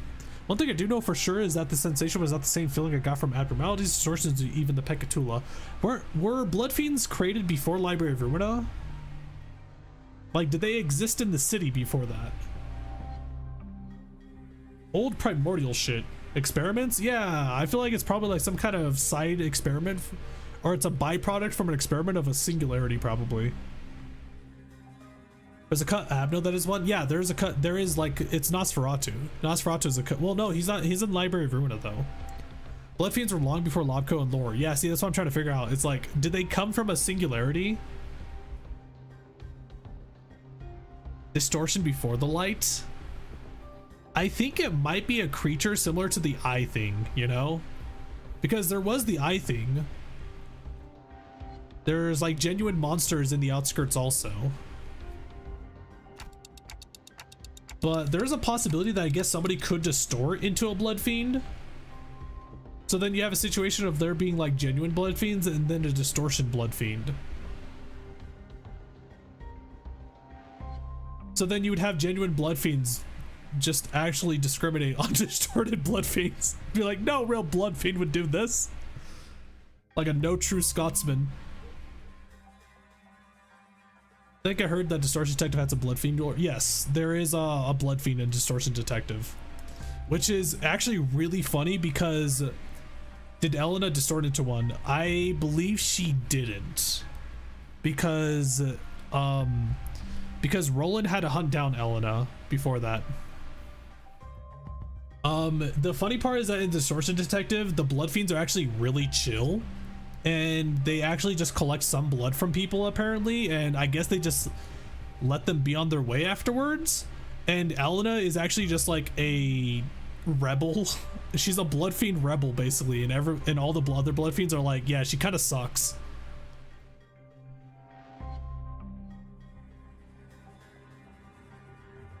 The matriarch asked Moses to murder Elena. Yeah, didn't even get the chance to do that. A damn shame Moses didn't elaborate before Dee Dee stopped. I think that part of where did Distortion Detective end? She was hanging out with the Ujat person, right? The eye lady? Wasn't that when Distortion Detective ended? I don't remember where it last left off at. I think that was it. The Vampire Hotel? Was it the Vampire Hotel? I'm pretty sure it was. She was hanging out with the Diaz lady, wasn't she? The Ujat lady. It was either the Vampire Hotel or was it the Ujat place. Sorry, I don't think they're either of those. It's difficult to be certain at the moment. Again, I'm not sure how I can explain this, but they're very, very similar to Distortions, but also different. It ended right on the ultimatum given by the Blood Fiend. Oh, that sucks. If you had to ask, then I'm gonna guess Faust doesn't know. Faust may know, but I at this moment have no way of knowing. I feel like I should apologize for that. There's no need, Dante. Though some information you have provided me is rather ambiguous, it has helped me to do something of worth, and collecting intelligence myself and creating deductions based on sparse information is quite... She paused, holding a bloody slimy chunk of flesh in her hands. Did she just smile to herself with the ghoul in her hands? Ooh, finally the awakening has begun. Shut the fuck up, Yoshi. Yoshi, not everyone is like you. 계획보다 더 일찍 의뢰로만 샜네요. 저와 파우스트의 뛰어난 능력 덕분이지만 여러분이 It seems as though Faust is actually enjoying doing hands-on investigation work. She's just like me, for real, for real. We love Psycho. I don't think I like the Psycho Mom. She's probably like she's it's like basically order of worst to best is probably Altus Ryoshu.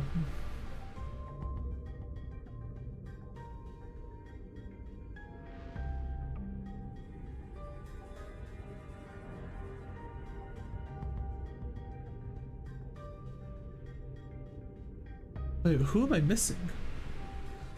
Wait, what female center am I missing? What the hell? Oh, Ishmael, there we go.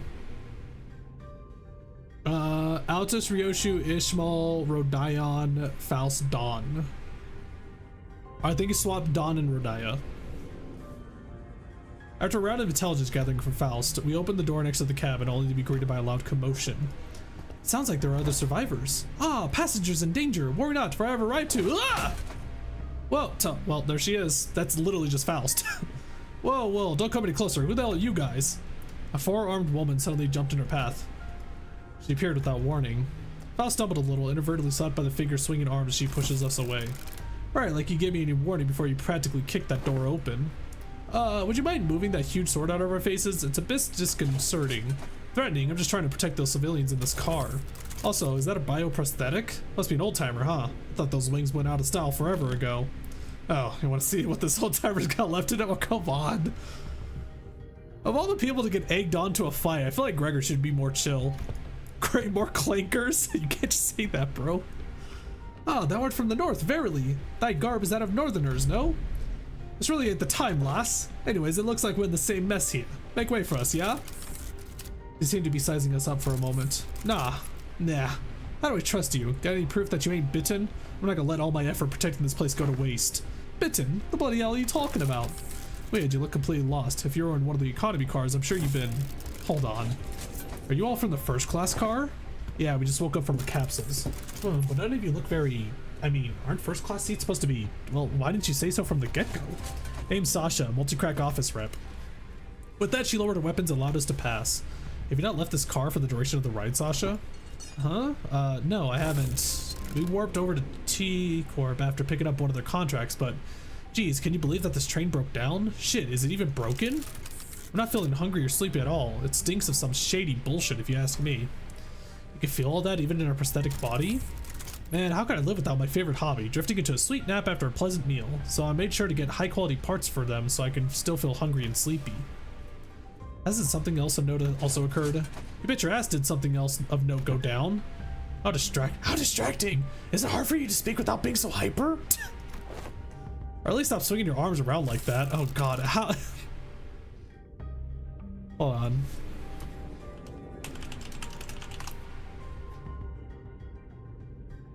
Is it this guy? Yeah.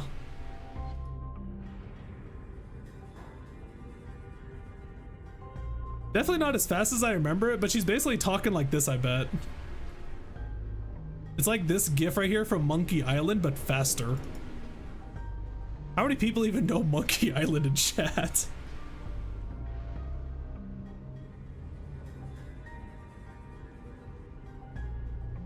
Can't do that, friend. I broke all my prosthetic arms in a fight, so I'm calibrating a new set. Gotta keep swinging them if I want to sync up with the other parts anytime soon. Anywho, I don't know what the hell's going on, but people started turning into some weird monsters all of a sudden. We're all Zoomers? Dear God. I haven't a goddamn clue as to why. I guess that's the reason why, that's the reason why community night on Roblox gets so huge. I haven't a goddamn clue as to who they are. Don't seem like they can understand us either.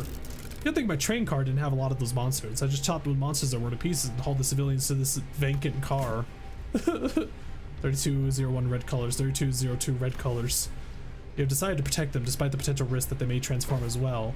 But of course, 'tis the expected duty of any valorous fixer to stand guard in front lines against evil to protect the weak. I've been keeping a close eye on them for the last 3 days, and so far, 0 transformations. Go past this card and you'll see what the hell on earth really means.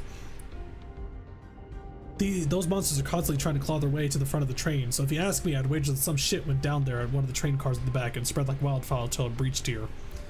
Just shove them all through Mephistopheles. I'm really curious what will happen. I see. And that's all I could tell you about the situation. So, what's your story? Why did you rich first-class folks decide to suddenly grace us peasants with your presence? Nothing that's happening here could have made it to your swanky first-class car, so what's your business down here? W Corp had hired us to solve this case. We are, Fixers! Indeed, fixers. It, what was the reason why they can't really explain what they are? Like, they just can't explain their Limbus company? I remember there was one moment where they couldn't explain it to people. I don't remember why, though.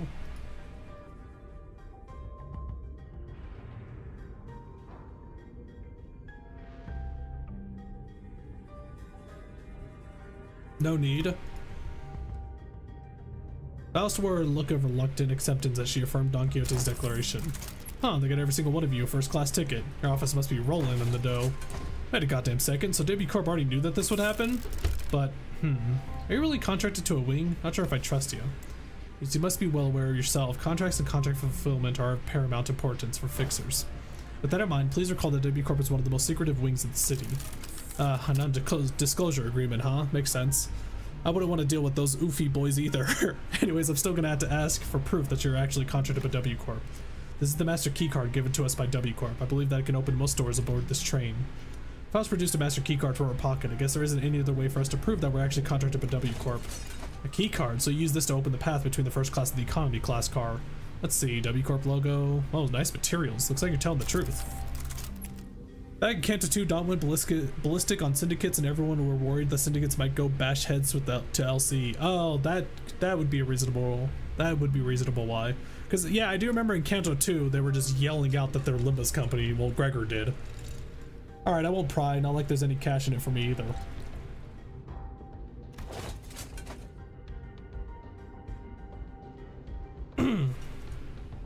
So I guess you got to go all the way down there for your job, huh? Yes. The fixer finally got out of the way, then with one of her free hands pointed towards the opposite door. Well, it's your funeral, ladies and gents, or your victory lap if you guys are really that good. Lots of luck to you all. I thank thee for thy words of courage, Fixer Sasha. I shall trust thee with the protections of this fortress. Prithee, protect thy innocent in my stead. Oh, she's adorable. Oh, look at her. Big sis, are you a fixer? Are you going to save us from the monsters and the cards behind us? Oh? She's actually the same height. Look at the side. This is when we were about to reach the other end of the car. A little passenger pulled on Don Quixote's coattails. Aye, forsooth. Whoa, are you a famous fixer? Forsooth, once again, thou mayest know me as a profoundly illustrious fixer. Whoa, I want to be a fixer too, just like you. Don't pass to the lady. I'm sorry, she's my daughter, and... Well, haha, worry that thyself, 'tis no bother at all. Thou must dream of becoming a fixer thyself, little squire. It is fortunate that someone like yourself is aboard the train. Your presence ensured the child's survival. What you talking about all of a sudden? Come on, don't need to keep up appearances between people in the same line of work. I'm just here to collect some sweet emergency contract fees from each and every one of them. Are you two on something or what? I see. I don't think Don Quixote needs to hear what she just said. Didn't know you could be like that, Faust. Be like what? You knew there was no way the fixer was actually there to protect them out of pure goodwill, but you decided to go along with Don Quixote's delusions anyways, am I right? Good move. I was getting worried that about what might happen if you start acting out again. Manager, that's fucking adorable. Can we keep her? What, the child? there's a father there or mother there. There's a parent. I don't think you can keep that. That's kidnapping. You don't do that. I was half expecting that child to actually be like the big bad evil guy. No, disconnected Faust. Oh, you're talking about disconnected Faust? Imagine if Dante just has a way to turn off the Wi-Fi for her. Just decides to do that, and like just to annoy Faust, you know, just to tease her. Can we steal? No, we're not stealing kids, okay? What the fuck is wrong with you? Are you Chris Chan? Is that why your name is Chris 3223? Are you Chris Tyson? Okay, we probably shouldn't go that far. That's a little too topical right now. It's not that twinkle in her eyes too, right? Don Quixote's always been energetic, but she's been especially bouncy today. Eyes. Faust strode towards Sasha with a question. I have one last thing to inquire. It'll be 30,000 per inquiry. Damn. That's quite an unsound decision to make for someone who claims to be in the same line of work as us. Have you considered the possibility that once our contract is successfully completed, we could include references to our particularly cooperative associate office in our report to W Corp? Whoa, you serious? Well then, let me hear it. Were the eyes of the monsters you faced red by any chance? What did she just say here? basically saying that she's going to give them some pretty secret information about W Corp. We can include references to her. Oh, basically she's saying that they're going to put in a good word for Sasha's office to W Corp. Okay. Yeah.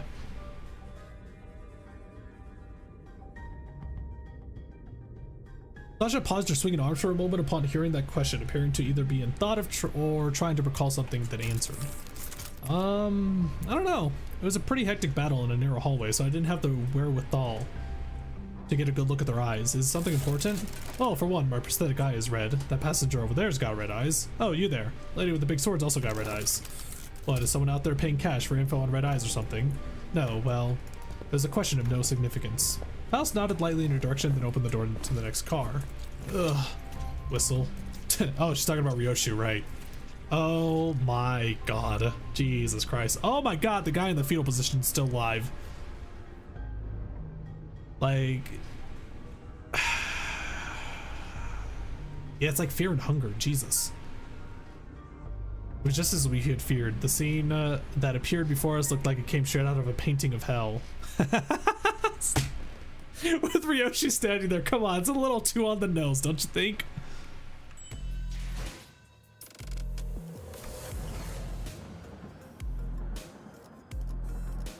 The painting of hell. Oh my god. They're really driving it in right now. Okay, so you guys said that Marisol might actually work here, so let's go ahead and do it. Let's bring out the W team, yeah? Oh, I'm out of tickets. Or I'm out of threads. Oh, I'm out of blue. I got you blue, blue, yellow, no. Becky, she won't stick. Blue. I got you blue. Wait, now I want an edit of that, but instead it's El Director as the bird, and he's giving people yellow and blue tickets. I give Becky yellow. She doesn't want yellow. Blue, no. It's already this horrible and it's only the third day. Yeah, it's definitely probably because of the distortion that's happening. There is a distortion among us, and they have to figure out why it's happening, because I believe, how long did it take? Like a week, I think it was a week for the warp train for Lovetown, right? Well, not Lovetown, but it took a week for everybody to freak out in that event, right?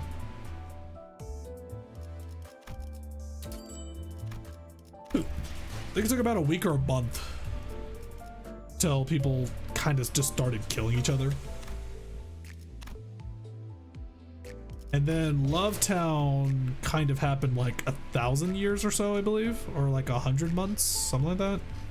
It's really hard to like put the right time in the right place with that. I think a week there was a suicide attempt. Yeah, I think that's what it was.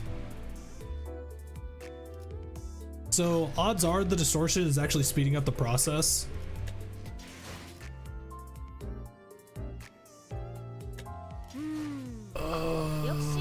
Was I right? Uptight to 3. Boom. I forgot this is also a 3-star.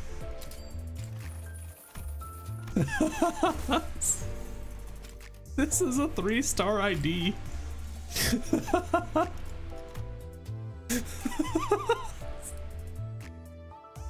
Skill 3, which is a total of 17. Oh my god. It's an actual what were they thinking moment. God damn it, dude. The debuffs though? Yeah, but it's kind of hard to apply defense level down. Oh, what an amazing debuff. There's slash fragility, I guess. It's like literally the only debuff though. And it's like, good luck fucking hitting that. You have to do one-sided attacks. You're right, it's so ass. Yeah. Yeah. It's pretty bad.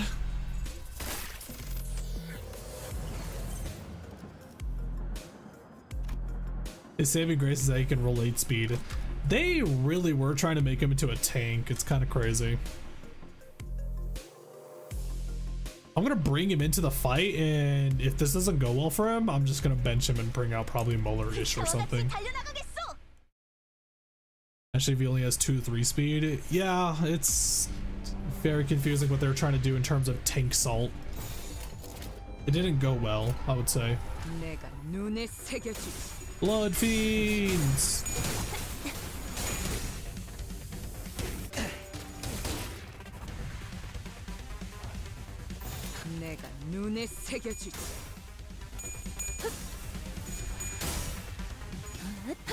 I wonder when we're gonna get another goofy nationality ID.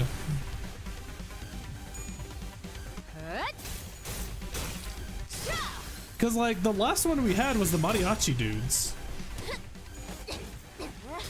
Right? I get, well, I mean, I guess Sync, the Sync Association could be like Spaniard. Is it Spaniard or French? Is Oofy count? What the fuck is Oofy? They are Swiss? That's what's... Is that what Swiss people dressed as back in the day or something? Sync is French. We need more stereotypical syndicates for that. Yes, we do! They're so cool! Bro, the mariachi gang was great! There was like, we have, oh, so wait, we have the Blade lineage. We do have Blade lineage actually, which is the Korean one. We have the Kurokuma, which is the Japanese Yakuza one. That's the Swiss Royal, that was the Swiss Royal Guard? What if we got Red Mr. Yoshu? And it should be Dawn. I think we're basically all in agreement that should be Dawn. Who's N Corp then? I don't think N Corp is really anything, really.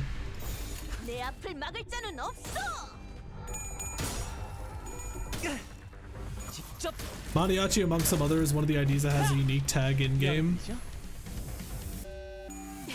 Liu had Chinese vibe. Yeah, so Liu is definitely Chinese. N Corp are communist. What is that? They're communist. N Corp is African? What? Wait, actually, hold on. Elaborate. I'm actually really curious.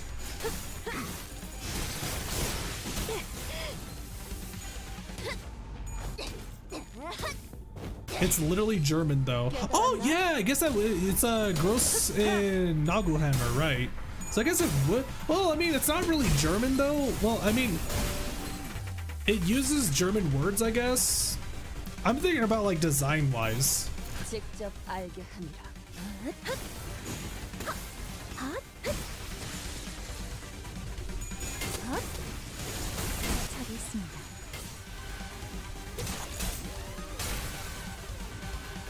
Knights are a bit too general, I think. I mean, the Knights are going to be medieval though. So it's going to be like probably England, I guess. They're more based on the Crusades. Yeah, it's like they're trying to like commit a crusade against like the robot dude, like prosthetic people.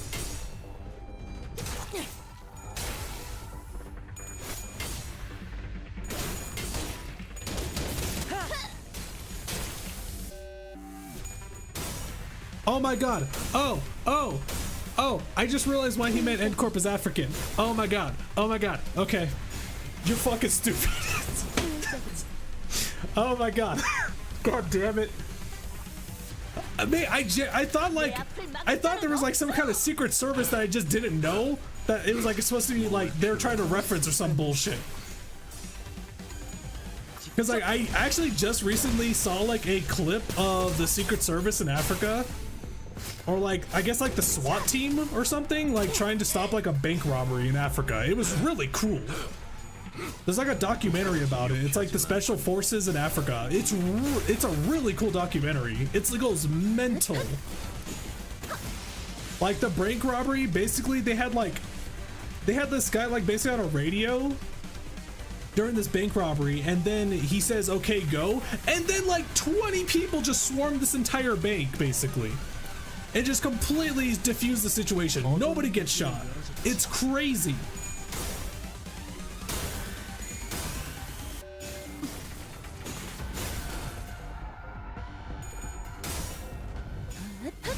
Bobcore Branch, Dead Rabbits, Ting Tang, Twin Hooks, Hook Office, and Dawn Office are all unique. Goofy is also unique. I mean, I was meaning more so like what are some that are like just outright a reference to a like nationality essentially. Did you hear that about that town in Africa where the police lost their station because of goblins? Yeah, I heard about that. Kind of goofy. There's apparently a goblin that was just like sexually assaulting people at night in Africa. It's wild over there. Ew, battling a narrow hallway really takes a lot out of you. Too bad. These look white as hell. I don't know what they mean. Oh, like judging by the look of this guy right here, that's like 4 to 5 people wide, I guess, and swinging like weapons and that probably is pretty thin. Oh, what? You guys? Okay, hold on. Goblin in Africa.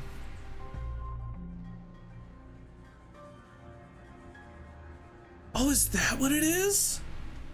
Oh, this is like an actual cryptid. That's crazy. Like, is cryptid like an American thing? What would this be called then?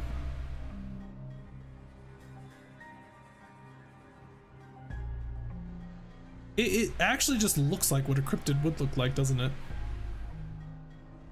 Look at this thing. Dear God, it's hideous. This looks like something you'd see in The Witcher.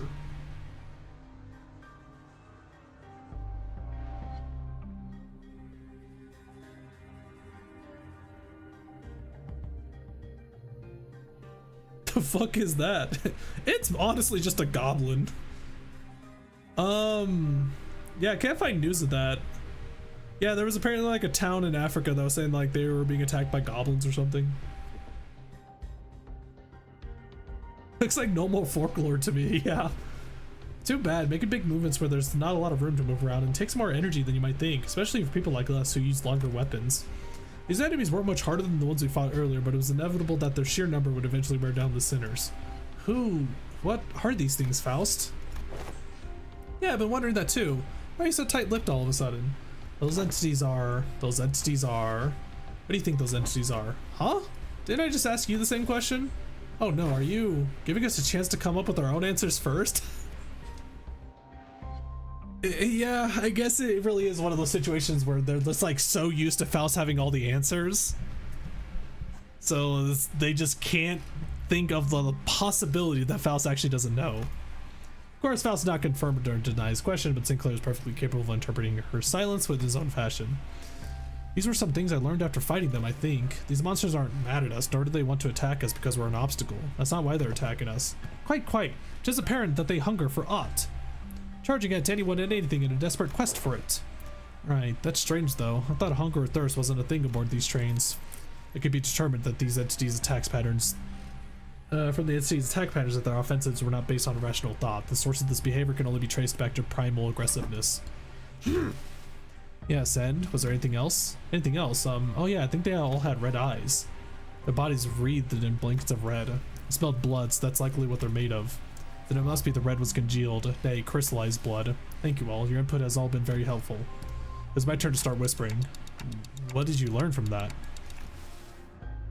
We are in luck, Dante. I have read upon the subject as a tangent while perusing information regarding our next destination, moments before we boarded the train, and while that will be a useful element in resolving the situation, the sinners have also been a very good source of intelligence when it came to categorizing and identifying important evidence from the available sea of information. Your advice was correct, Dante. You mean, you know what to do to blow this case wide open? Nothing can be said with absolute certainty at the moment. However, this will be a good place for us to start. With that, Faust turned around and faced the rest of the sinners. I will now present you before a solution to this predicament. Huh? Is there something else we gotta do other than beating the crap out of whatever's in our way? That will not change, no. However, what I am about to share will give you a better understanding of the purpose behind W Corp's contract and provide us with the possible means of finding the method by which we may complete it. It is of high likelihood that the entity behind the incidents on this train, and by extension, every incident on the same nature that has occurred in previous warp train trips, is a blood fiend. The music stops and everything. We're dealing with some fucking blood fiends again, man. 계획보다 더 일찍 의뢰로 완수했네요. 저와 파우스트의 뛰어난 능력 덕분이지만 여러분의 노력도 나쁘지 않았어요. You love to see it, do we? Blood Fiend, Warp Train, 2 nickels, yeah.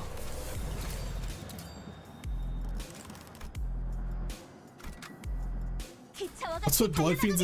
I think maybe if when you become a Blood Fiend, you just become a train autist, you know? Like the train community, the train hobby is still pretty huge. Like they actually have a train that you sleep in Japan, and it's literally just like a moving hotel basically. And it's completely uncomfortable, but train hobbyists just love that train though. Wait, a Blood Fiend?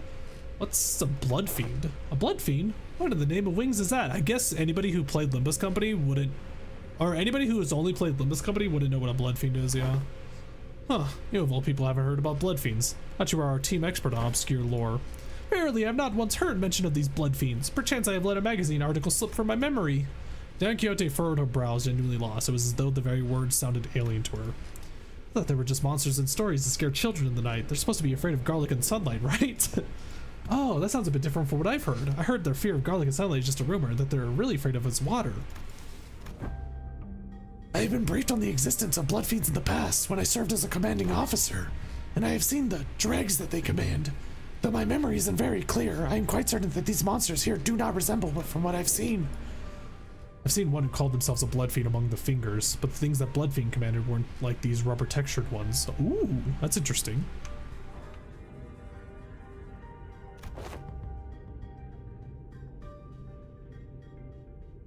I just remembered there was a train running by vampires in a Fate franchise. In Fate? What Fate is that? I don't remember Fate. I mean, are you talking about Tsukihime? Because Tsukihime is about vampires. El Malloy Adventures? Eh.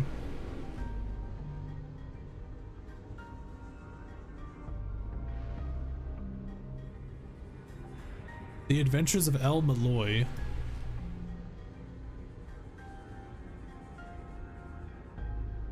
What the hell is this?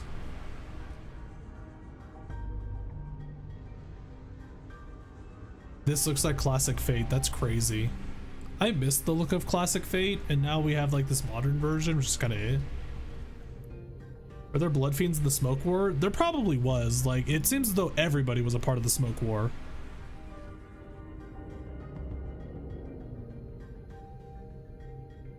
Magic Shenanigans following Waver Velvet and his students from Fate Zero? Oh, it is him! Oh, that is him! Oh, that's so cool! I forget how old Fate Zero is now. Holy crap. That makes sense why the art style still doesn't have like the modern look of Fate, of the Fate franchise. Yeah, that's him on the right over there. Yeah! Look at him. To be honest, Smoke War was a big deal. Yeah, kind of was. I think that's probably like the biggest event recent. Well, I guess, would we consider the four White Nights and 3 Dark Days the latest big event? Yeah, I guess that would be considered the biggest event recently. I aged 20 years with that image. I still think Fate Zero is easily one of my favorite animes. Easily. Aren't you supposed to know this already? Yes, I see that some sinners may have encountered blood fiends in the past. A long-winded explanation seems unnecessary.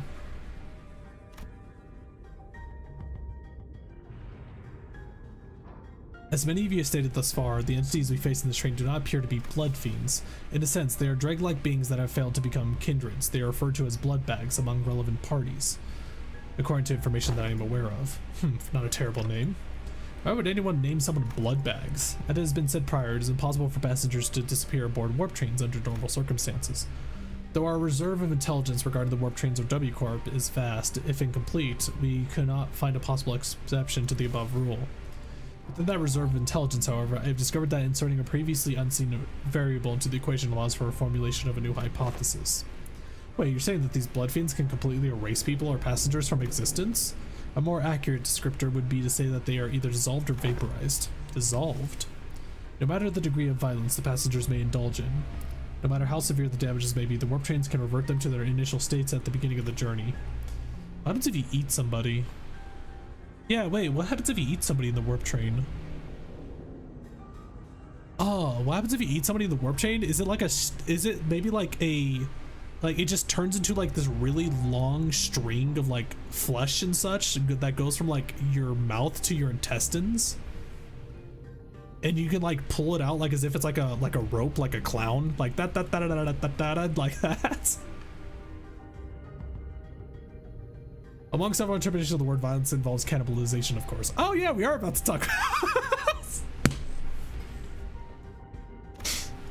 However, as the passenger's collective time itself is in moratorium for the duration of the train's operation, digestion is not a biological process that should be active. In other words, even the devoured passengers could be reconstructed. The very next line, yeah. This tends to happen often, I think.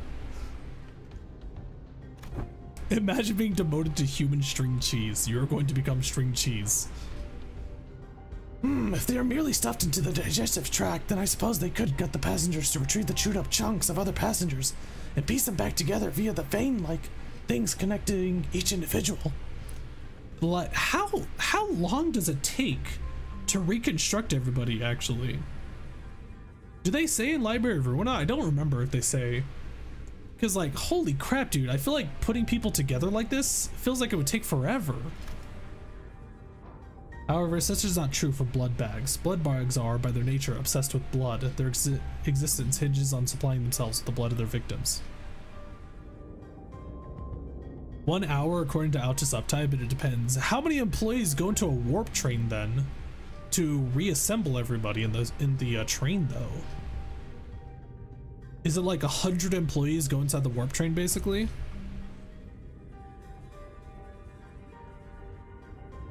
Think they can stream it like an arts and craft category? I believe that would go against W Corp's NDA. That would probably break the contract, you know? You just grab all the parts, shove them in a C, and the tech automatically fixes them. Yeah, but then you have to like, I guess that is kind of what you just, wow, wait, it's like a cord. You know how like when your cords get all jumbled up together and stuff? Yeah, you just kind of untangle them together, I guess, and then just like they'll finally unravel themselves. Oh, that's fucking, oh, that's so weird.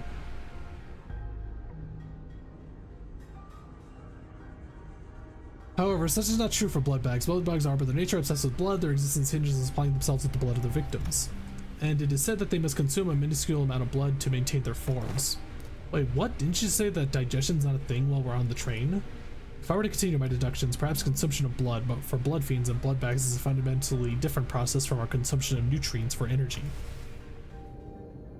Then, blood is a culmination, an entailment of something that forms the self, including, but not limited to, emotions, ambitions, wealth, purposes of existence. Then, it must naturally follow that they can spend their blood at will, which is a process that is isolated from the other biological processes, such as digestion. I ain't following even half of that. You exist in moratoria of time at the present moment, Heathcliff, yet your emotions still persist, do they not? Anger, sorrow, and joy, they continue to spark within you. Huh? Well, I suppose they are. Though we cannot tell whether they may be in a state of alteration, or whether they remain ensnared in the wheel of creation and destruction. It could be said that emotions once past exist not in continuation. The passengers' will to persist, the worth of this very existence in which they thrive. Do they not all gently atrophy into non-existence even amidst the ceased time? Miss Fowl seeks to illustrate the similarity between how emotions are to ourselves and how blood is to blood fiends. Gotcha, so that's why she said their blood is vaporized, huh? If that's the case, then the very blood that's supposed to bind these chunks of flesh together will also evaporate, which means that they can't be pieced back together. There's no incongruence in that logic. Everyone fell silent for a moment. That was way too much information to process at once. We didn't even know what to make of them either. I would like to ask a few questions if you would permit me. Yasang was the first to break the silence. Ideal Man makes this more confusing. Yeah, Faust really does the whole like scientific approach, and then Yasang likes to throw it into a poem, basically. Could it be said that the blood bags are direct creations of blood fiends? If such is the case, then by which method do they? The information is inaccessible at the moment. Faust replies, avoiding Yasang's gaze. There isn't anything I could do about this. Sinners will only get more stressed if they find out, and that's something Faust and I both want to avoid. Inaccessible. Ah, indeed. Now I recall what you have said in the past. This is only a speculation, however. I assume that a form of direct physical contact is needed to turn an individual into a blood bag. If such were not the case, then we, who are likely the greatest obstacles to this entity's goal at the moment, would have been the first ones to be turned. Indeed. In that case, that villain of a blood fiend must be hiding out somewhere aboard this train. Indeed, if we are to believe the words of the fixer from earlier, then there is a high likelihood that the horde is advancing in this direction from the back of the train. In other words, continuing down the train cars will lead us straight to the blood fiend. Very well, I shan't forsake this opportunity to bring peace to the souls of the innocent passengers who have perished by the villain's hands. Dante. It seemed that Don Quixote was now invigorated. The other sinners also seemed satisfied now that we had a clearer sight of our goal. Faust, who stood amidst them, nodded in my direction. Well then, let's go. We're making the best of what's available to us at the moment. Let's move forward for now. Didn't W Corp have cameras in trains though? They should know that this is a vampire, no? Yeah, I believe they do have recordings, so...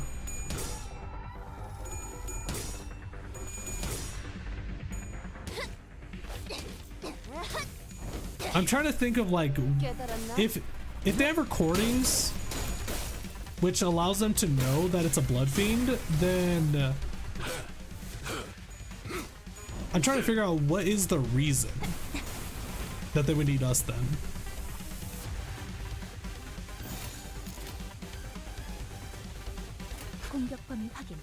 Using Warp ID skill 3 causes a warning in the stage? Yeah.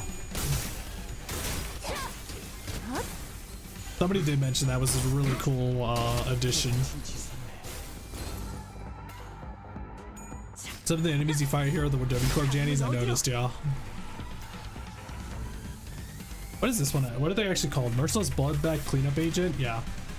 Barrel. Passenger. So it's passengers and cleanup agents.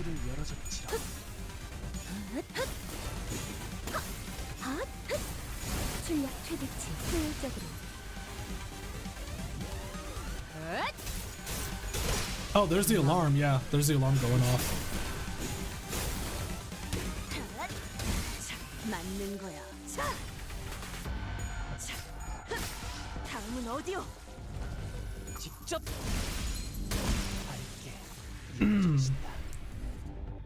Cleanup agents are cleanup agents. You would think cleanup agents are actually pretty strong, don't you think?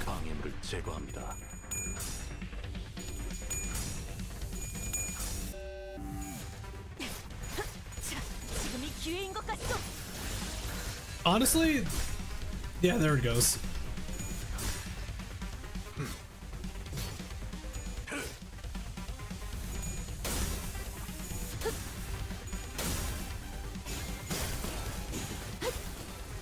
Maybe they don't want to use company resources on an issue that they could subcontract to a smaller company for basically free.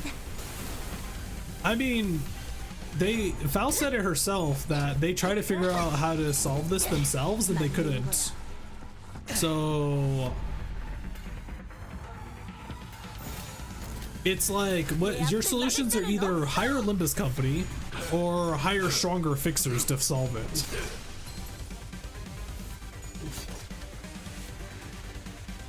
I think W Corp is getting poor now. You think they're falling into bankruptcy because of all the problems they've been having?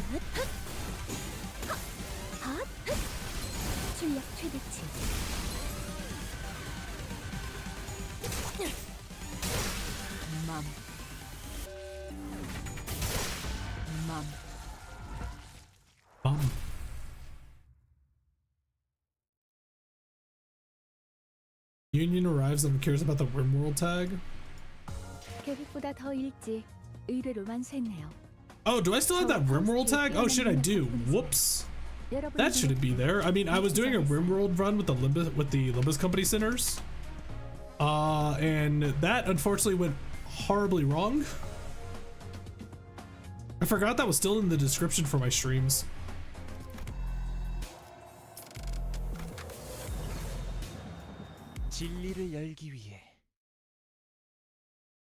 W Corp will fall and Limbuses will take the transportation service slot. We're gonna bring back planes.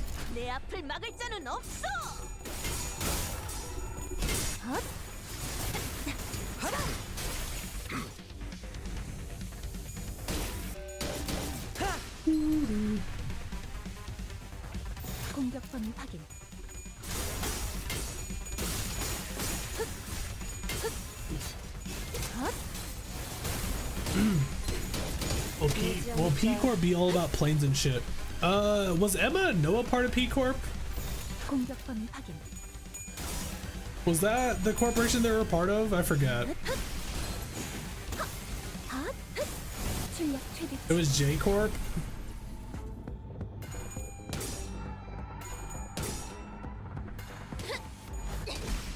You know, if J Corp produces J crystals, it would make so much sense with Emma and Noah's story, I guess. 처리했습니다.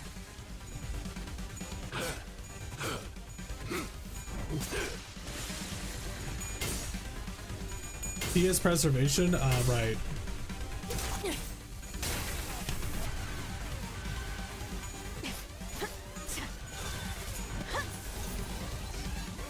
Yeah, so the shelter actually is from P Corp. There's boxes in the background with P Corp logos, right?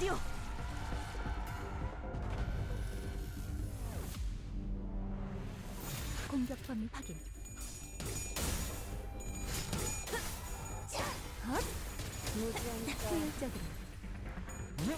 So is that not even an abnormality then? It's actually just a tool from P Corp? Or maybe it's an abnormality that was made from the thoughts, I guess, of P Corp? Because that is what abnormalities are made of, right?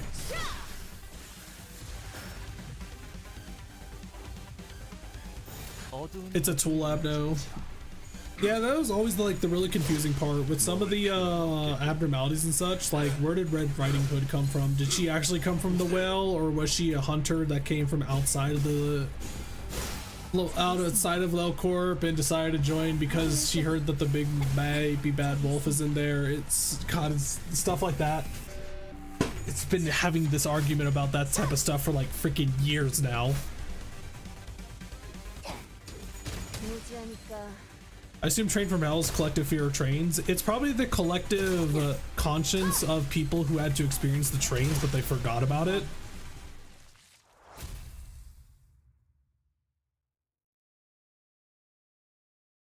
Isn't abnos deformed by coitus people?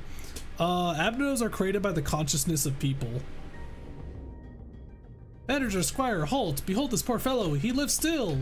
Don Quixote, her round eyes wide open, began sprinting somewhere. No, stay away from me, you monsters! Hey man, we're not those monsters, you alright? Huh? That arm, you're starting to mutate too, aren't you? You must be turning into some bug-like What? No, this is... Gregor stumbled for words before chuckling and casting his gaze towards the floor in disbelief. Yeah, well, no surprise there, I guess. I suppose there's no way to tell right away whether this arm's a monster, a prosthetic, or whatnot. It is possible that you are mistaken due to his bioprosthetic being of an older, outdated make that is now rarely seen in the city. Ah, prosthetic. That's a relief. I thought those crazy bastards were trying to break in again. As you can see, my legs are messed up. I had no choice but to hide in here. So what are the W Corp employees doing aboard this train? He's hiding his arm now. Gregor seething. I mean, come on. Can you blame him? Huh, you're right. From what we found out about the warp trains through the identities, I can't imagine why any of them would ever willingly board this train. You're the contract fixers, right? We were ordered to assist you with your contract. I said we, but I'm the only one left. Every single one of my colleagues suddenly began losing their minds in that car over there, and...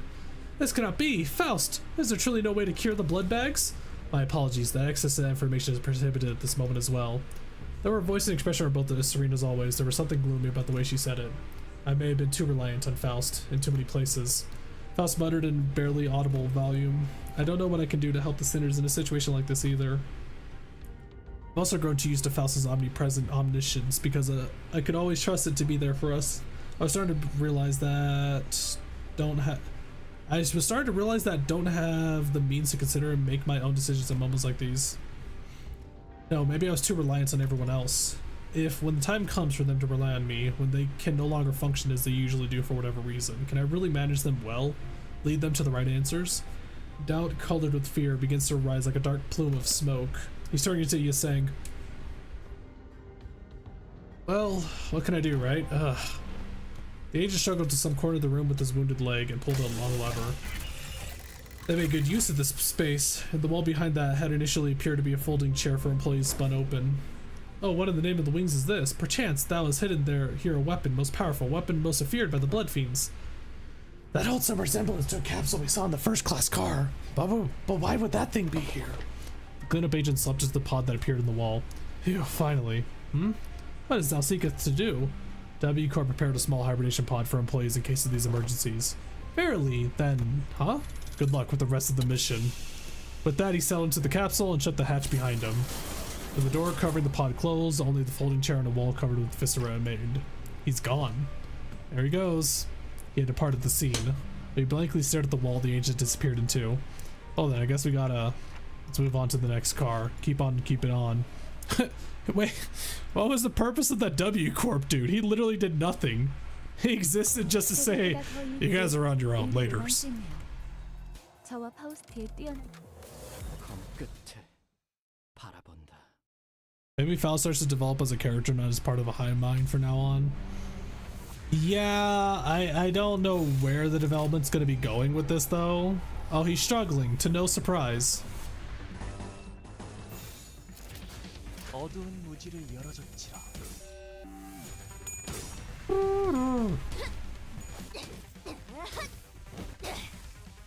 깨달았나? 출력 최대치. That's a blunt attack? Man, the attack types for some of these moves are always so confusing.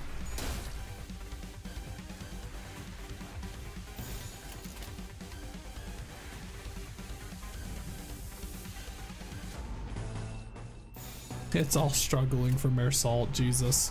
방해물을 제거합니다. Slash blunt for Crack Faust. That's so weird, considering she's using two giant swords. And all Mare Salt can do is just block. 공격 범위 확인. Wait, he's winning! Hell yeah, look at all that damage. 39 damage on skill 3, he's so good. 직접 열어드리죠.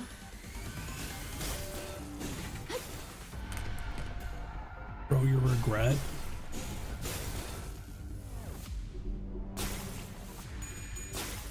For Mare Salt?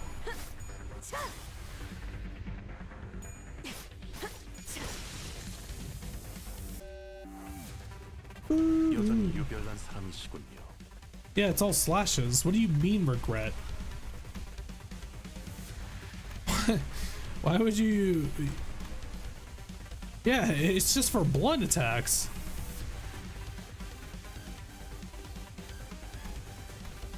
Are you talking about this part? Unit's leftmost skill in the dashboard loses 1 base power and gains 2 coin power. 내가 눈에 새겨주지. I mean, I guess that's one way to make him do more damage.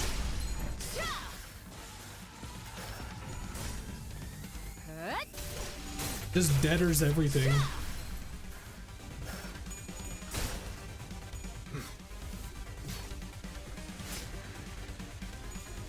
On his skill 3, that's like 7 power up.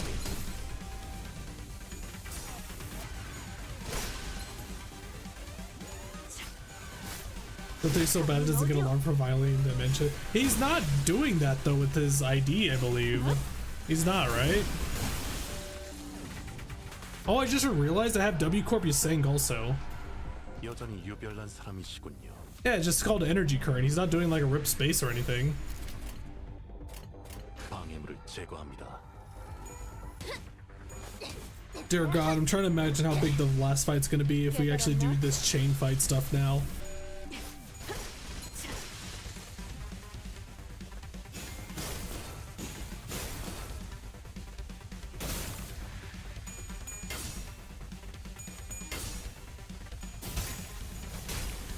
Does Yaseng actually distort the dimensions with the skill 3 too, or no? I don't think he does. I don't use it too often, so I don't really know what he does in it. I know Hoglu doesn't. 열어드리죠. He does? 방해물을 제거합니다.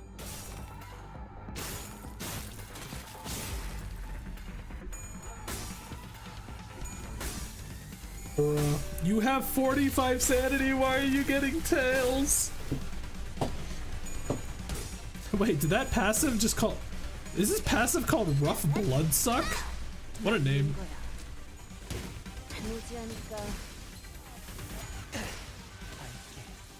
The Rough Bloodsuck.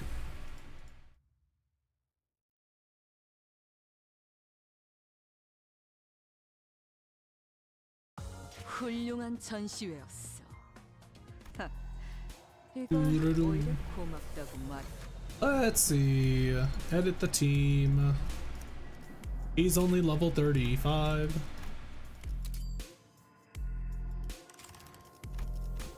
Dimensional Rift. Yeah, I guess he would. Yeah. Dimensional Rift. I guess he would make it go off. Here you go, you're saying.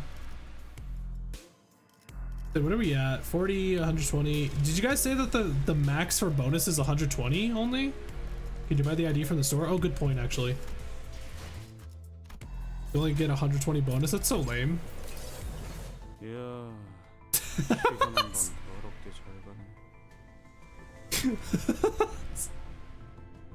Why is he so chillin'? He's flipping a pen. He's being chilling. Is this ID any good? It is about charge. Having 4 arms would be awesome. What would you do with the extra 2 arms? It's a soft 3-star, to be honest. What electricity? When this unit is hit, the attacker gains charge count equal to the value. Oh! If the attacker has 5 charge count, they gain +3 additional charge count. Wow. I guess I could uptie it. 뭐야? 이 자식 바람 구멍 몇 개 생겼다고 벌써 저 세상으로 가버렸는데? Why does he just look like Sundowner? He's got the Sundowner look. Heathcliff, Heathcliff! It is one peaceful afternoon, and the child slowly turns his head to the side at the voice calling his name. He's been staring blankly at the ceiling for a while. Heathcliff, come on, are you planning to zone out for the rest of the day too? It's lunch already. It's only lunch? Bloody hell, mate, what a slow day. The office fills with amused laughter as the child begins pulling his hair with all 4 of his hands. Maybe the laughter made the child feel a bit self-conscious. He quickly attempted to change the subject. Ah, so what is it? Why'd you call me? We're going out for lunch at Ham Pang Pang just around the corner. Let's go! Are you coming with? They're going to Ham Pang Pang. Nah, I ain't going. Enjoy your lunches, lads. Oh, really? I thought you loved fish and chips, their new seasonal menu. I've seen you go for that every lunch for a while. I ain't hungry. Oh, don't tell me. Did you replace your digestive tract with a prosthetic too? I can never bring myself to do that. Oi, that ain't it either, yeah? He raised his voice in a burst of frustration before dousing it with a heavy sigh. Maybe something about Kathy. I have a lot on my mind today, that's all. Well then, give us a call if you change your mind. I don't mind picking one up to go for you. The co-workers left the building, leaving the child all on his own. But no one left inside the building other than the child himself. The room was completely silent, save for the sound of ticking clock hands. No noise of tapping on typewriters, calculators, or even pens scratching against the paper. Ain't that a bother? Maybe I should have left my eardrums intact.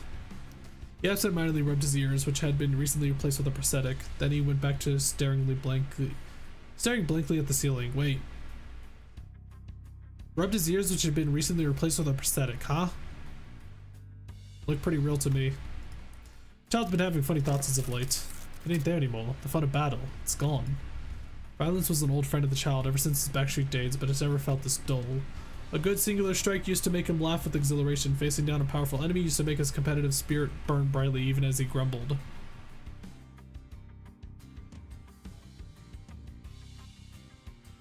Do you think the effect of Kathy just outright being deleted is causing an effect to all the other IDs?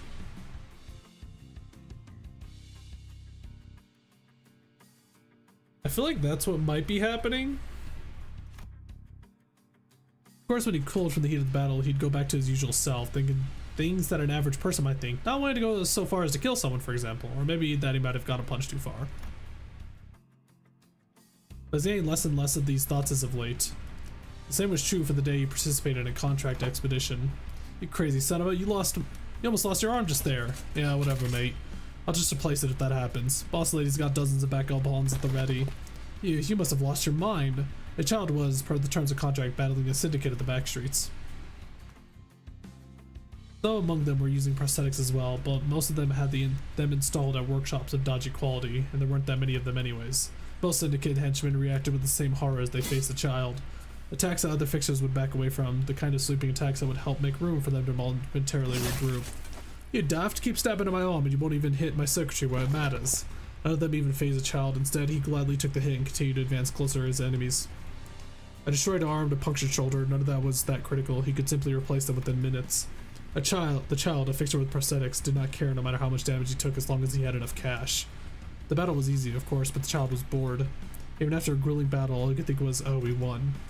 Even as he stabbed his enemies forcefully with the spear, all he could think of, oh, there he goes. The fact that none of the violence inspired anything other than the simplest, most surface-level observations was mind-numbingly boring to him. Still zoning out, Heathcliff? The child snapped out of his dry reminiscence of the expedition when his coworker called over to him, Jesus. The child was about to thank his coworker for so kindly bringing him a sandwich, but he looked down, noticing his coworker wildly swinging all four of his arms while pointing at the table. He spilled his cup of coffee all over the table, drenching the report he'd spent the morning writing. Huh, did I spill that? Who else, man? How should I know? I don't feel heat. Okay, but isn't that report due today? How are you so okay with losing your entire morning's work? Kraken. More things to waste my afternoon time on. But the child's face was contorted into a frown. Saying that, the coworker quickly pushed the child away from the desk, swiftly cleaned up any surviving documents, removed the cup, and wiped down the table. All the task was rather quickly and competently done. Once all four arms of the coworker got to work, only when the table was clean did he return to his seat. The child watched all of it in flabbergasted silence, let out a hollow chuckle, and then leaned back in his chair. Maybe I should quit. An utterance full of emptiness. He's been spending days upon days sitting in the office, save for the days when they'd go work on a contract. He'd only planned to work there for a little while before quitting, but he's been unable to bring himself to get to the last part of his plan. Where else would I work or go? What a bother. The multi-crack office, which was composed only to fixtures with prosthetics, was a comfortable space for the child.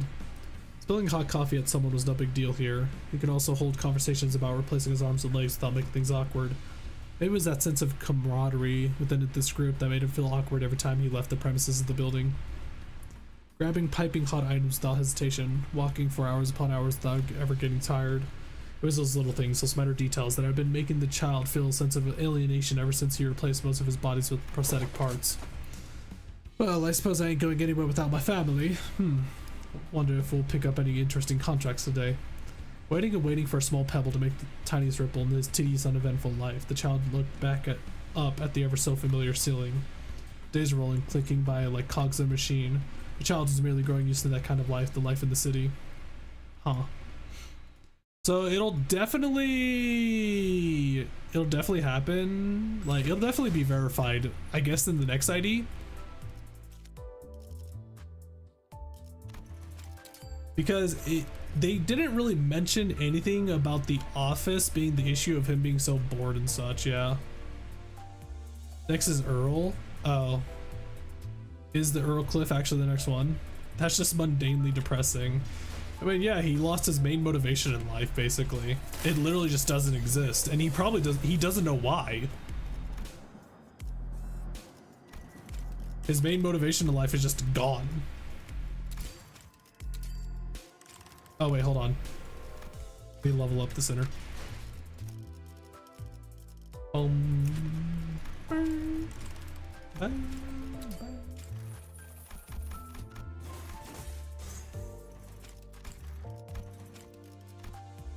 Oh my god.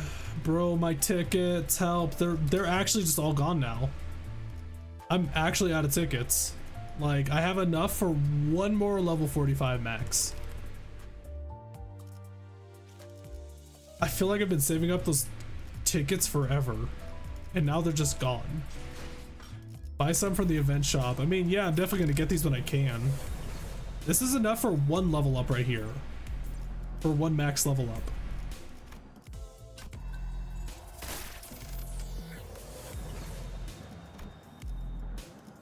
Time to grind those EXP. Oh, God. He doesn't do 6 MD runs per day. Yeah, no, I would rather use my time on other things, you know?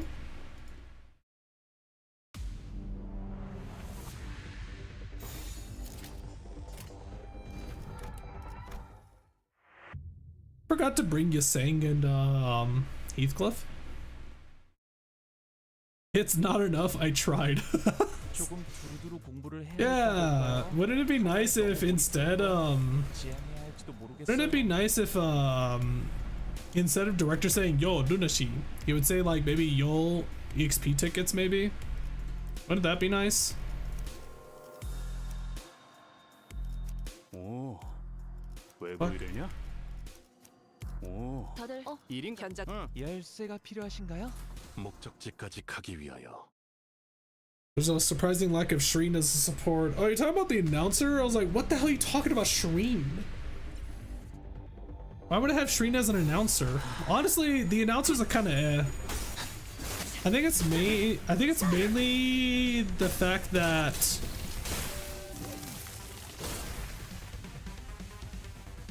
yeah, it might be just the fact that it's in Korean. 눈에 새겨주.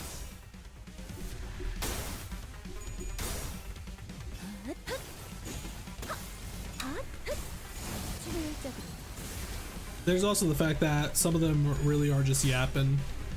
Angela.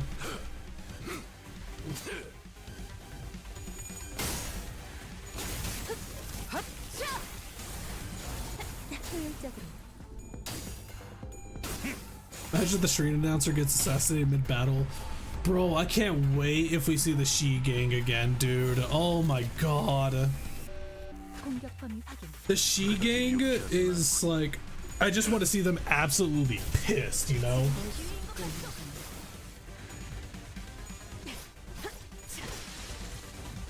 Ishmael yaps a lot, the most out of any center. Yeah, Ishmael's probably the second yappiest, and then Angela's probably first in terms of announcers. They're like smoking blood. 공격 범위 확인. The best one is Samjo because he's eating while doing it. Is he really? I don't have the Samjo announcer, sadly. 잘했습니다.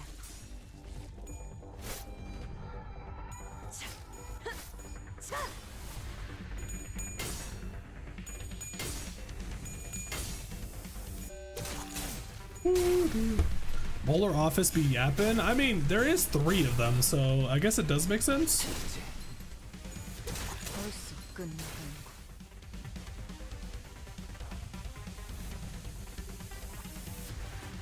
Hold on, I'm charging my phone. I miss Eugen. Yeah. They were honestly like one of the best gangs, I would say, because they were actually really chill and they seemed to be actually good people, you know?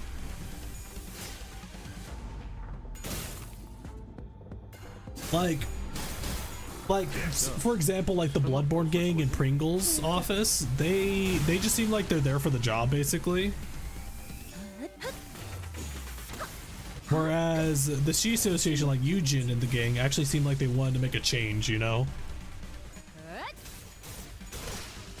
wonder Ayan hates Angela if she's yapping so much. That is definitely not the reason why Ayan hated her.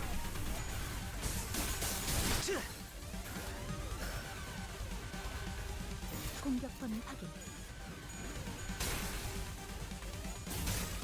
Want to see Nemo again? There's so many characters that would be just amazing to see again in Limitless Company. But like, it would be better to, I think it would be better to just continue forward, you know? Instead of just trying to relive the past, basically. Look at the heckin' referencino, you know, that kind of thing. It'd be better to just like actually make newer characters. But it does kind of suck though, just like having new characters just to see them die off does suck too. 여러분의 노력도 Which has been happening to a vast majority of the people so far. 목적지까지 가기 위하여. I think so far the main one has been the girl from Kanto 2. Jesse and James. 방해물을 제거합니다. It's a shame Ron was there for like half a chapter before blowing up. Trust in Pilot, he would go all the way. The fucking Zoomer? 방해물을 제거합니다. We say that yet the anniversary side Kanto was a big fan service or BL. 출력 최대. I mean, Bamboo Head and Kim didn't have that big of a spotlight in Library of Ruina though.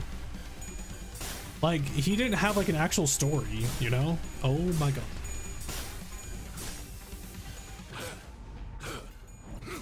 They are practically Jesse and James, yeah. 효율적인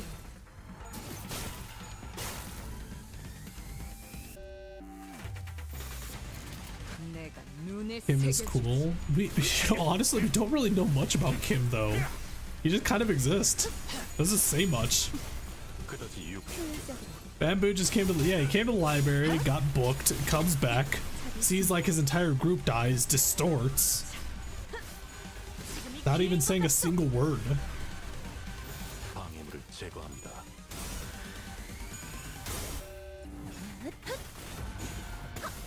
I don't remember him loving violence or something, did he?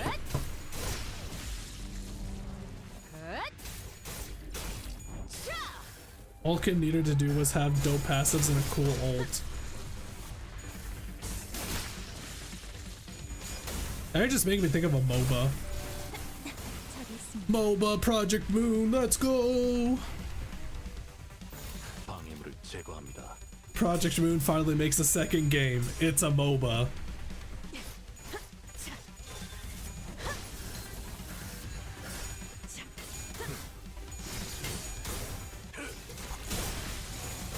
효율적인 운전이 있어라.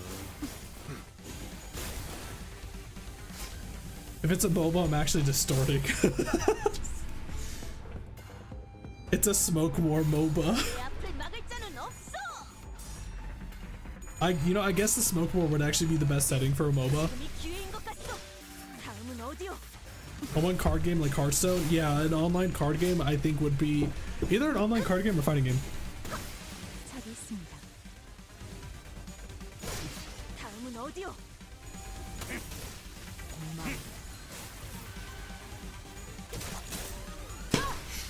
Yeah, card game or fighting game. Speaking of fighting games, actually, I actually got an invite to the League of Legends fighting game, which I kind of want to check it out.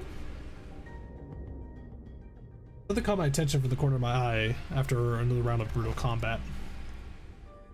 Huh? What's this now? Oh, it's the T-box.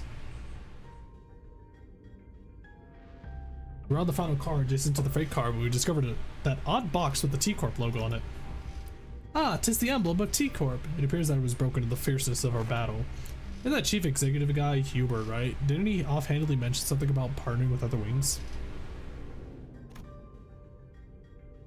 You really don't want to sleep, do you? Well, I've been busy playing Minecraft actually, because one of my friends opened up a server with a mod pack called like, what's it called? Medieval MC. Yeah, that's what it's called.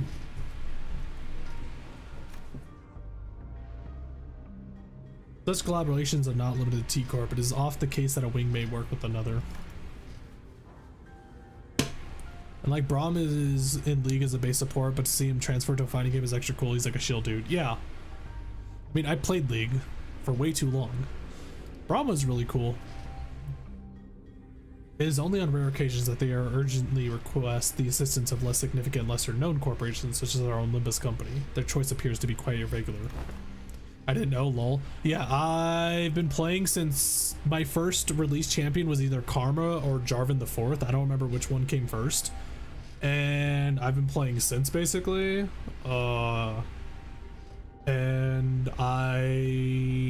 the furthest I got in ranked in League was Diamond 2.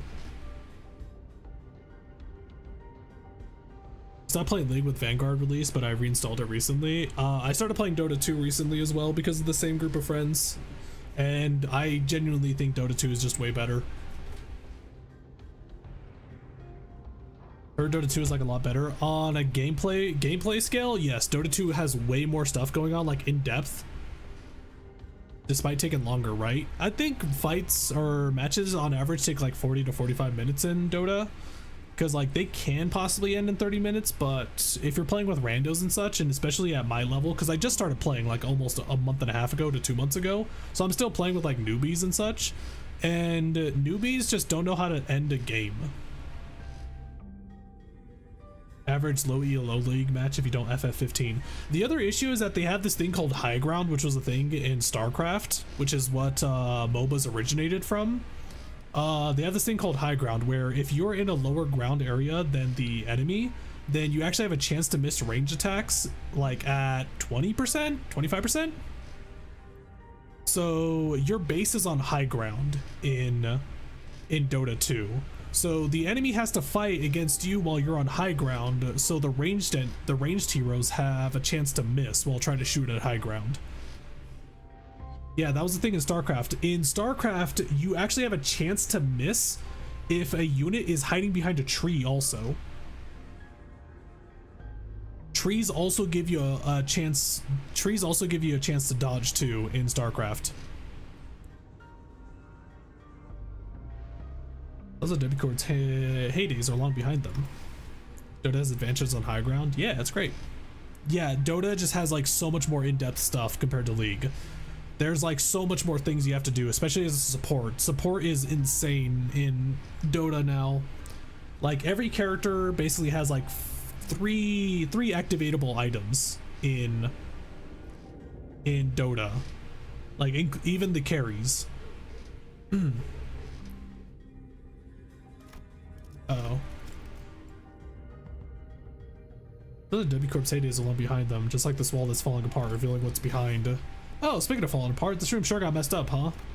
Why did she turn into that? It was difficult for me to ignore how Rodiah hurriedly swerved to a different subject as though she'd made a mistake. Even the tone of her voice shifted like she was catching herself. What happened there? The various destroyed prosthetic parts covered in human remains indicate that this train car was boarded by several prosthetics-equipped fixers. I can't think about that right now. Let's deal with the task at hand first. Maybe these people are from the same offices as the guy we met at the platform. Remember? He said he was warped over to T-Corp on an expedition. Look, it's almost like they're all wearing standardized sets of prosthetics. Same make, same model, everything. Oh, she looks a little sad now. I believe I read articles stating that certain offices do exclusively hire fixers with prosthetics. Huh?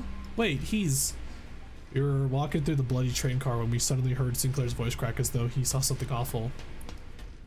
Phi! He is the one we encountered at the platform. This is the fixer who suddenly started venting at us. Yeah, and he says something about going to T-Corp on an expedition and failing. They brought a whole train car full of fixers for this contract? I guess calling it an expedition was no exaggeration. There are over a dozen broken arms strewn about. They must have fought valiantly by replacing their broken arms with backup arms, perchance. A strategy indeed. Makes sense, that would explain all those broken prosthetic arms and legs in this car. Executive Manager, this is likely an aftermath of a battle between the fixers and the bloodbaths. There are many similar cases during the war. Those using prosthetics would simply let their bodies be destroyed in battle because they considered them to be disposable as long as there was cash remaining in their wallets. Of course, the blatant lack of self-preservation led them to early graves. Maybe that's true. I see, there are more than a single possible interpretation of the same scene. I'll remember both of your inputs. That's a good attitude. Employees with attitude like yours often made it to the end of the war. Yes, well, good for them. Faust answers Altus in an uncharacteristically snappy manner. Signs of fatigue were creeping into her pensive expression. You're right, Faust? It was rare to see any actual expression from her. I was starting to get worried. I'm physically unharmed, yet... Yes, I am alright. However, I do not enjoy this circumstance which we find ourselves in. It is as though I am casting nets to nowhere while lost and isolated in a blind sea. I can usually complete these deductions within moments after establishing a few basic cross-references between the accessible information. Her voice was such a whisper for the second part of her sentence that even I could barely hear what she was trying to say. Oh, that's an Altus voice? It's perfect. Ah, I know what you mean.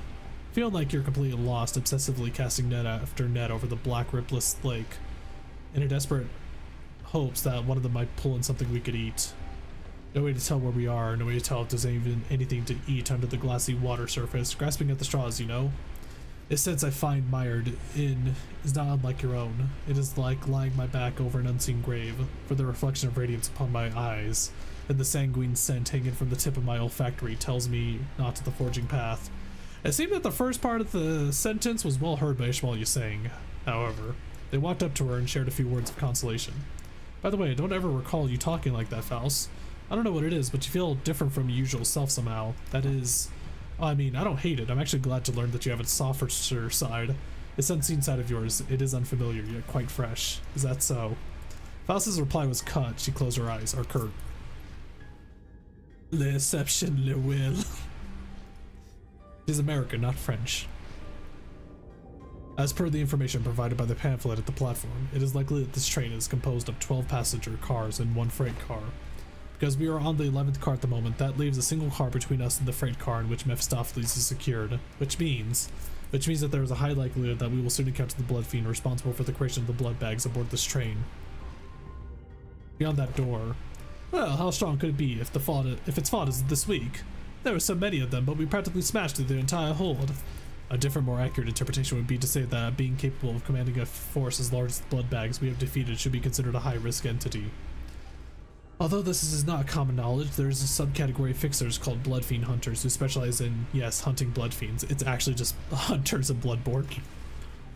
Assuming that information is true, it could be inferred that blood fiends are difficult foes that require certain expertise to defeat. Now that I'm thinking about it, if blood bags are like mindless thralls to blood fiends, then they're kind of like their private army, right? Being a power who can create a force of their own without concern for lowered morale or desertion, wartime or not, well, they will always make for formidable foes. Do you think Bloodborne guys from Ruin are blood fiend hunters too, Lamal? I mean, if they're contracted to fight one, yeah. The Synods each exchange various opinions with one another, possible strategies, estimations on the blood fiend strength, and all of a sudden, fie on this indecisiveness idleness. Our quest is to defeat the villain who hath brought such pain and misery upon this train, is it not? It may be vaporizing the lifeblood of the innocent as we speak. Mighty or feeble, I care not. This face. There's a new Dawn face, look at her. So righteous. Mighty or feeble, I care not. I swear upon my honor that I shall smite this foe. Let my hand of justice be the judge of their fate. Let us hasten now.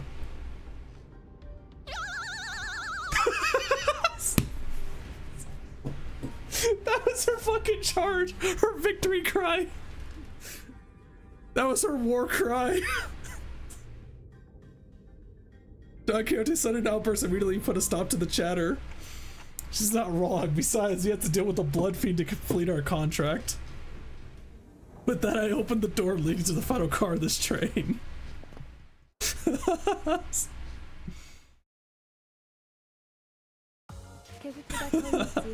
So stupid. 저와 파우스트의 뛰어난 능력 덕분이지만 여러분의 노력도 나쁘지 않았어요. The one who lords. I am the lord. 가보지.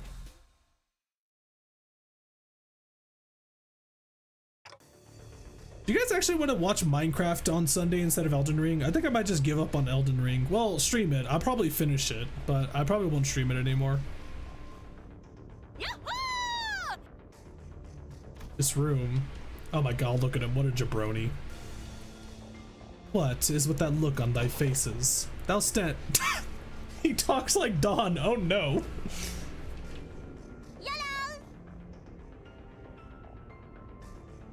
Why? It's because my friends got me into a mod pack. What was the name of the MC mod pack? Medieval MC. Thou standest in the audience of the prince. Where are thy obsequious smiles? He must be the cause of this outbreak, the blood fiend we must defeat. Fall to thy knees and grovel before royalty. Who the hell are you to make those demands? I shall impart this upon thee only once, so listen well. You may call me Quixote, sixth kindred, a kindred of the sixth generation, the rightful prince and refuge from his family.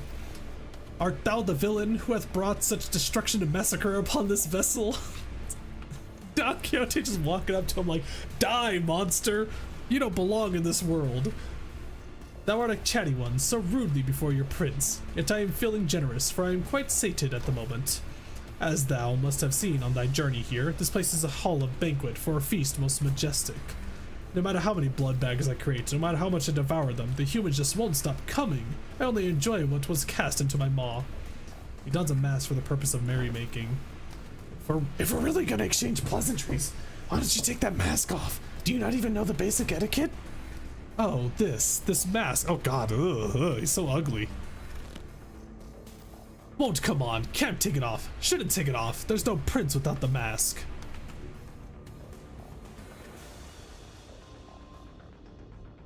Is the mask the distortion? This is like, wait, this is actually just a modded Abno and Lobotomy Corporation we did. Yeah. We're so ugly behind this mask, so we all decided to hide how repulsive we become. But once I've drunk your blood full, then it'll all go back to how it used to be. Only then can I unmask myself. Who stitched that mask to your face, skin? Not a half bad job. Of course it's excellent, haha, because this mask was crafted by none other than the great, the eminent, the barber himself, whose name I dare not even speak. But it hurts so much. No, I'm smiling. Look how hard I'm smiling and laughing. Ha ha ha ha. Ha, yes, I'm the prince, that's what I am. He's a bloody loon, isn't it? Alright, done with the giggles then. Get ready for the beating of your life. I enjoy things like you and your friends. Don't cry, bawling and bowing and sniveling on the ground for your lives. Lunge at me instead, The aggression, the boiling blood, oh how I love the fire. What are you, daft? Look around, there are 13 of us and only one of you. Do not let your guard down, Heathcliff. This entity has managed to turn countless passengers of this train into his blood bags. Look how hard he's coping, more like. Must really freaking hurt. I ain't letting my guard down, but we blasted through so many blood bags we couldn't even keep count, didn't we? Couldn't even keep count. Oh no. But the count is so important. I have to keep count of our visitors. Oh yes, of course. I do remember to keep count of our dearest visitors. Yes sir, I do. You have no idea how powerful I am, and I shall not relinquish my throne to thee for this budding kingdom. All I have to do is sit here and do nothing, and the blood bags present themselves before me. There's no paradise like this out there. You have no idea what I did to create this place. Oh, how elated my forebear kindreds would be, should they be here to witness that what I have created. This cornucopia of abundance, this pleasure, oh, this freedom. But this kingdom is mine. I made it. I'm not giving it away. It's rather curious. It appears that this blood fiend leaves his car only on rare occasions. Yet we have seen signs of his insidious influence throughout every car we have visited so far. Then what he meant by how the blood bags present themselves before him has to be... Hold on a minute. Yeah! A figure suddenly and frantically charged into his car. It was Sasha, the fixer we ran into in one of the earlier cars. Quixote shrinks into his throne at the sudden burst, terror apparent in his face. Ah, 'tis thee! Hast thou truly journeyed here to assist us in our quest? Nah. There's no way she's working with them, right? Lo, that villain is the blood fiend responsible for the tragedies that have transpired aboard this train. Help us slay that cur and eventually lead the passengers thou hast protected thus far out of this train. Blood fiends. What if there is more than a single blood fiend on board and one still capable of rational thought? Damn, you actually made it all the way back here. I guess the wings don't give out contracts to just anyone. I fought my damnedest too, till I was the last one standing. What you talking about? In the end, I stood alone with nothing but a single one of these forearms left. Kinda funny how the perspective on life can just completely flip when you're really in the shit. I think my last thoughts were, man, I don't want to die. So I fell on my knees and pleaded. I told him that, Don Quixote, watch out. I'd do anything to live. Blood rapidly crystallized around Sasha like a suit of armor as she swung her greatsword at the sinners, striking them even before Faust finished her sentence. Well, the fucking clanker betrayed us. Ah, what? What did I say? I commanded you to give me a warning before jumping in like that. Don't you know how loud your stupid arms are? I thought the family had come for me. I'm sorry, Lord Quixote. Allow me to introduce my kindred to thee, to be the first of many since my escape, for the kingdom I intend to build. Ooh, just yemmed me. Rick Seger, thank you for coming in. Nugget of the Zacorp, welcome.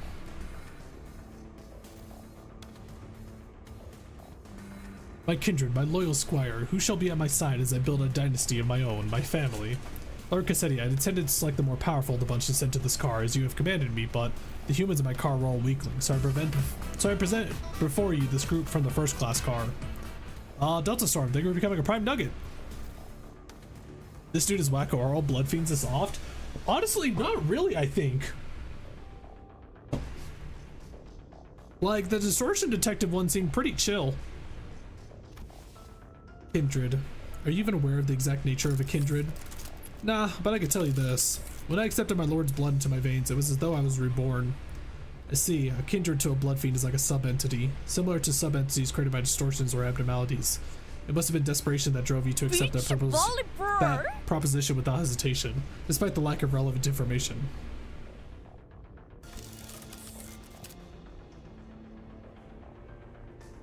Maybe that's probably what was going through my head before I became a kindred.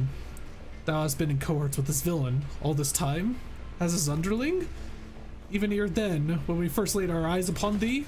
Lady, you have no idea how much I freaked out when one of you asked me something about red eyes. Not it would have mattered if you did suspect me though, since my red eye is just a prosthetic. Then, the passengers who were under thy protection. Haven't I told you that the count matters? The longer the line, the better. Shh. Dozens of blood bags began shambling into the room from behind Sasha. A smaller one among them stood out to me. No, not the kid! No! My mind immediately snapped to the child and grabbed Don Quixote's coattails. I knew that the passengers were dead the moment I realized Sasha was a blood fiend, but this, I really, really hope that I went out to face this reality, not like this. There was a child. Yep, little runt wanted to be a fixer if she got to grow up.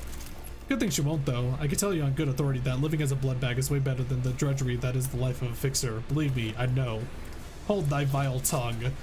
Dreaming of becoming a famous, respected fixer and an actor of justice, it's all just a stupid pipe dream that always ends in crushing disappointment or really, really early grave. Silence! Silence! Don Quixote did not give Sasha the time to finish her sentence. She was already charging full speed at her with her lance drawn. Yeah. What's the dead child to living child ratio in Project Moon now? Damn. Well, they're at 66 already. They're already like half dead. There's Tiff B, there's Enoch. Okay, it's easier to probably count the alive ones. Like, do we count there's Crayon, yeah. Do we count the one in Sync Dawn's ID?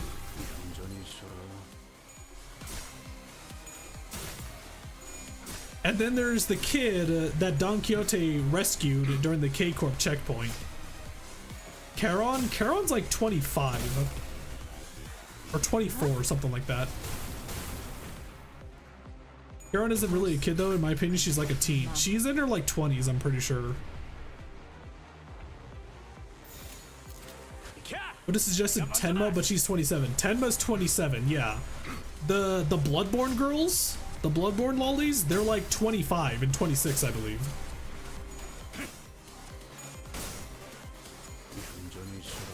You can't count Enoch? Yeah, Enoch's totally fine. He's been asking us the entire time to draw a sheep, you know? Kali was shown as a child and survived to adulthood.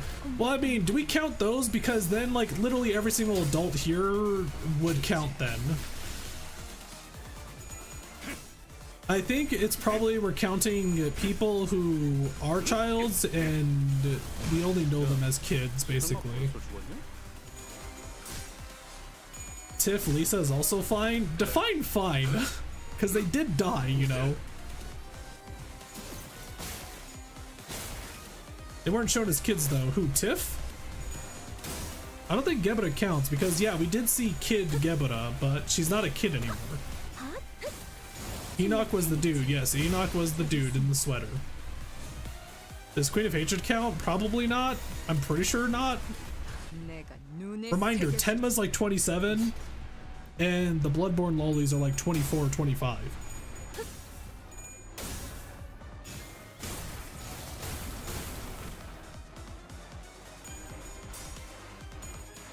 I can't believe Don Quixote called Meursault young Meursault.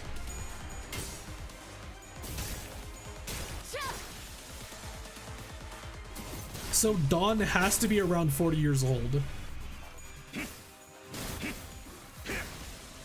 That sucks. I mean, maybe she could still have kids? Hot? Bruh.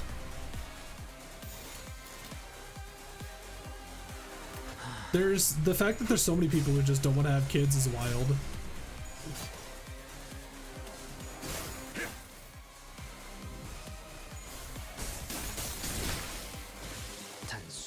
All part of the director's total hag agenda. You mean Reddit's agenda?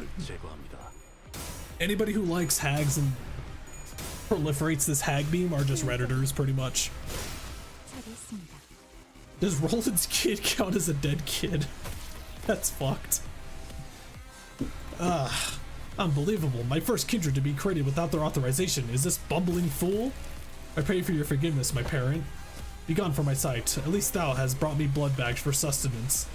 Yet it must be the responsibility of a parent to clean up the mess of his child. What a load of shit. But look at Meow and tell me no. That's literally just the outfit. Pip's a kid, right? Pip is fucking dead. With that, Quixote reached out towards the pile of blood bags on the ground and... Ah, oh, what abundance. I'd nearly forgotten the sensation. An armor of hardened blood materialized over the blood fiend's body. His sheer aggression and hatred was palpable enough to make our skin crawl. It appears that he's empowered himself by reaping their blood. Though my power is yet to fully return, this magnificent armor is quite befitting of a parade for the prince who hath become a king. Wouldst thou agree? Yes, sir. Yes, you do. Of course you do. Challenge me now, O rebels. Challenge thy king. This guy sucks. I don't know. He seems kind of dumb. Ain't too fragile and damage up. Depending on the stored blood value. Gain 1 buy and 1 fragile. Add a greater value of 5 stored blood. Target has 4+ bleed, clash power, bleed. It's all bleed. It's all bleed, it always has been.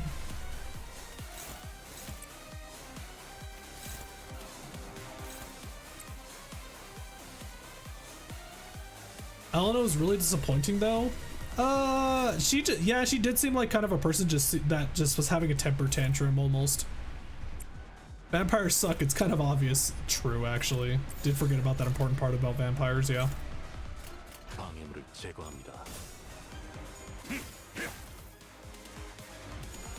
How about Ryoshi's child? They're dead. We haven't seen Ryoshi's child yet, so who knows?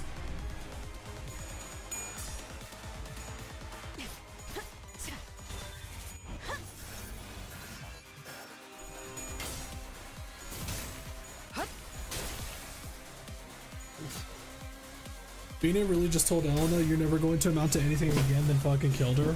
That was like, I mean, everybody was basically doing that. They were just all having their philosophical conversations with one another.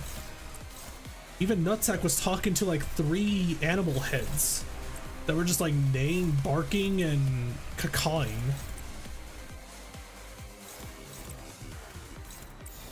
내가 눈에 새겨주지.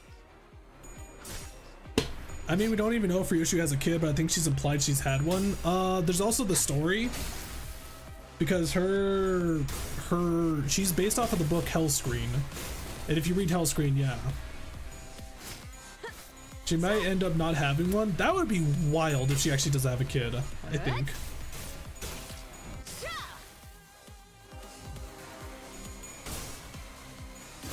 Phillips was my favorite because his counter to Malkuth's speech was nice argument about finding happiness, but you literally killed my friends. What the hell? I am the prince of the parade. Masquerade. Masquerade. Unclashable. Double the amount healed by hard blood glaive. Reset to SP to 0. Gain 10 stored blood. Does not get staggered this turn. Ends turn after using this skill. Oh, so the turn's just going to end then?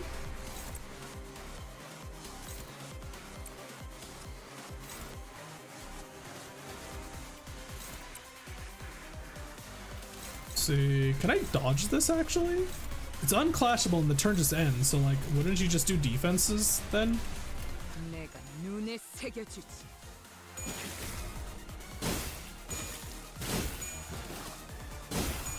Huh.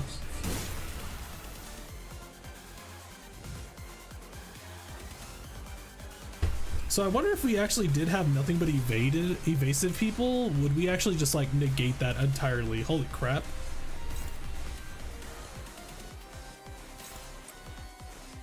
The main target evades, he doesn't heal. Oh, that's cool. Too bad I don't have all the... Yeah, fucking evasion dice, dude. I swear to God. They need to... Whatever. Not fucking... I don't know how many times I talked about it. I just need... Just stop talking about it, Forehead.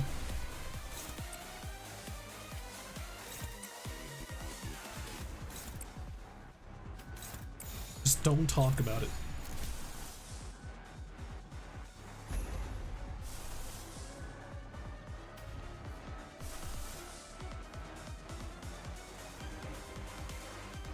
Fade is just the best defensive skill. It is. It's just the best. It's the best defensive skill. It's just like you can literally grab a ID purely for the fact that it has an evasion dice on it, pretty much.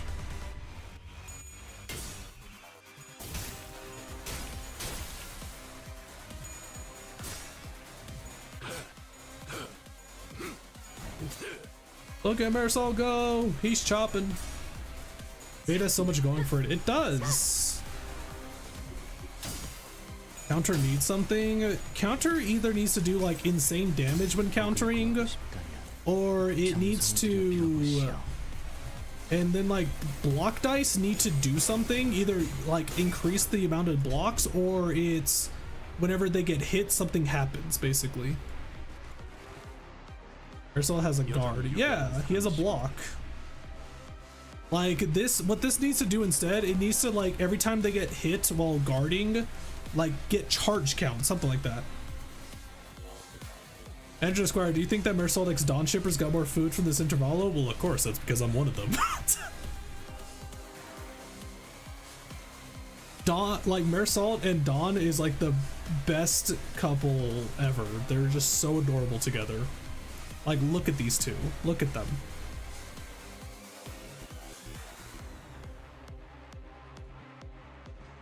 They're literally the perfect couple. They're so adorable together. God, I love Mersalt. He's so cool.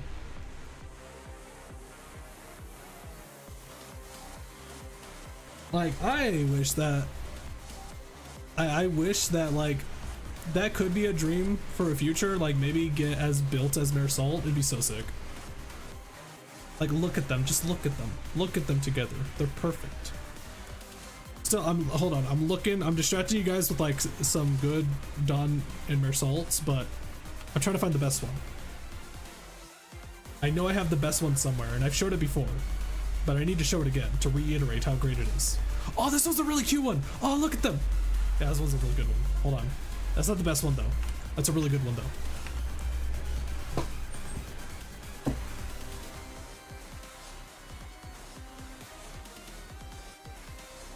I'm looking for it. What is this? Oh.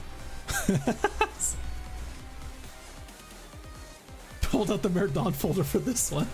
I do need to organize my Limbus folder, actually. It's becoming really big.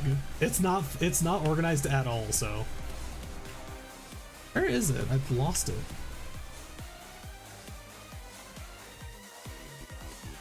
Oh, here it is. Yes, the best one. This is actually the best picture. This is the best one. I love this one so much. Look at it. Oh, it's so perfect. I love this one. This is easily the best one out of them all. It's so good. Let me see if I find the artist, actually, because I do follow him, and I think they recently made another Dawn thing. Oh yeah, they literally did just make a new Dawn thing. It's this guy. Eyes buttered. And then there's also this one, which is really great. It's a swap of Dawn and Mersalt, basically.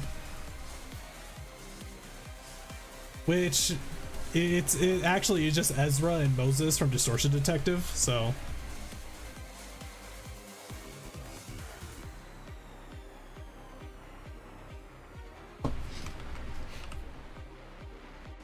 But yeah, Dawn Mersalt, 10 out of 10. 100 out of 100. I just noticed all the bleed's basically gone on everybody. Except for Foul, so I guess that's why he's going after her.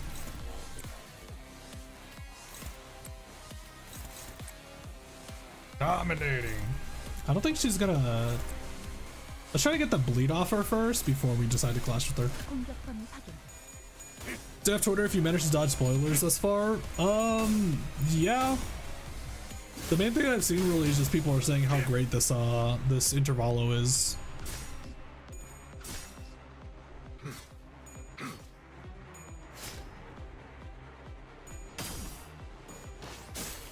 Although I'm not sure unless unless something like insanely amazing is about to happen. I'm not too sure why people are saying that this is like the best one so far.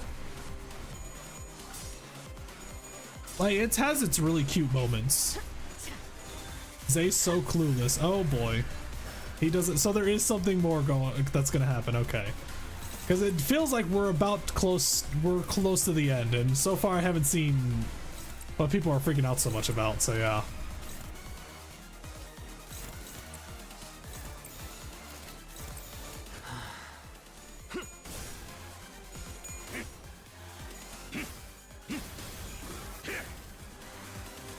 PM should get rid of coin flip on 45 sanity, to be honest. This sanity thing just needs a fix. Like, there's so many things that need fixing in Limbus Company, I think, too, personally, but they can't. They have to make sure that it's, like, really dumbed down for casuals and such. 출력 효율적으로. But is Clueless Faust not entertaining enough? Oh, I guess maybe that's what it is. Maybe it's like all the Faust Coomers, just really like seeing Faust in such a vulnerable state, maybe. You know what? I don't trust that he's almost dead, so maybe we should use our weak stuff right now, and the off chance that he decides to just like wake the fuck up and go to round 2 like as if it's Philip. 내가 눈에 새겨주지.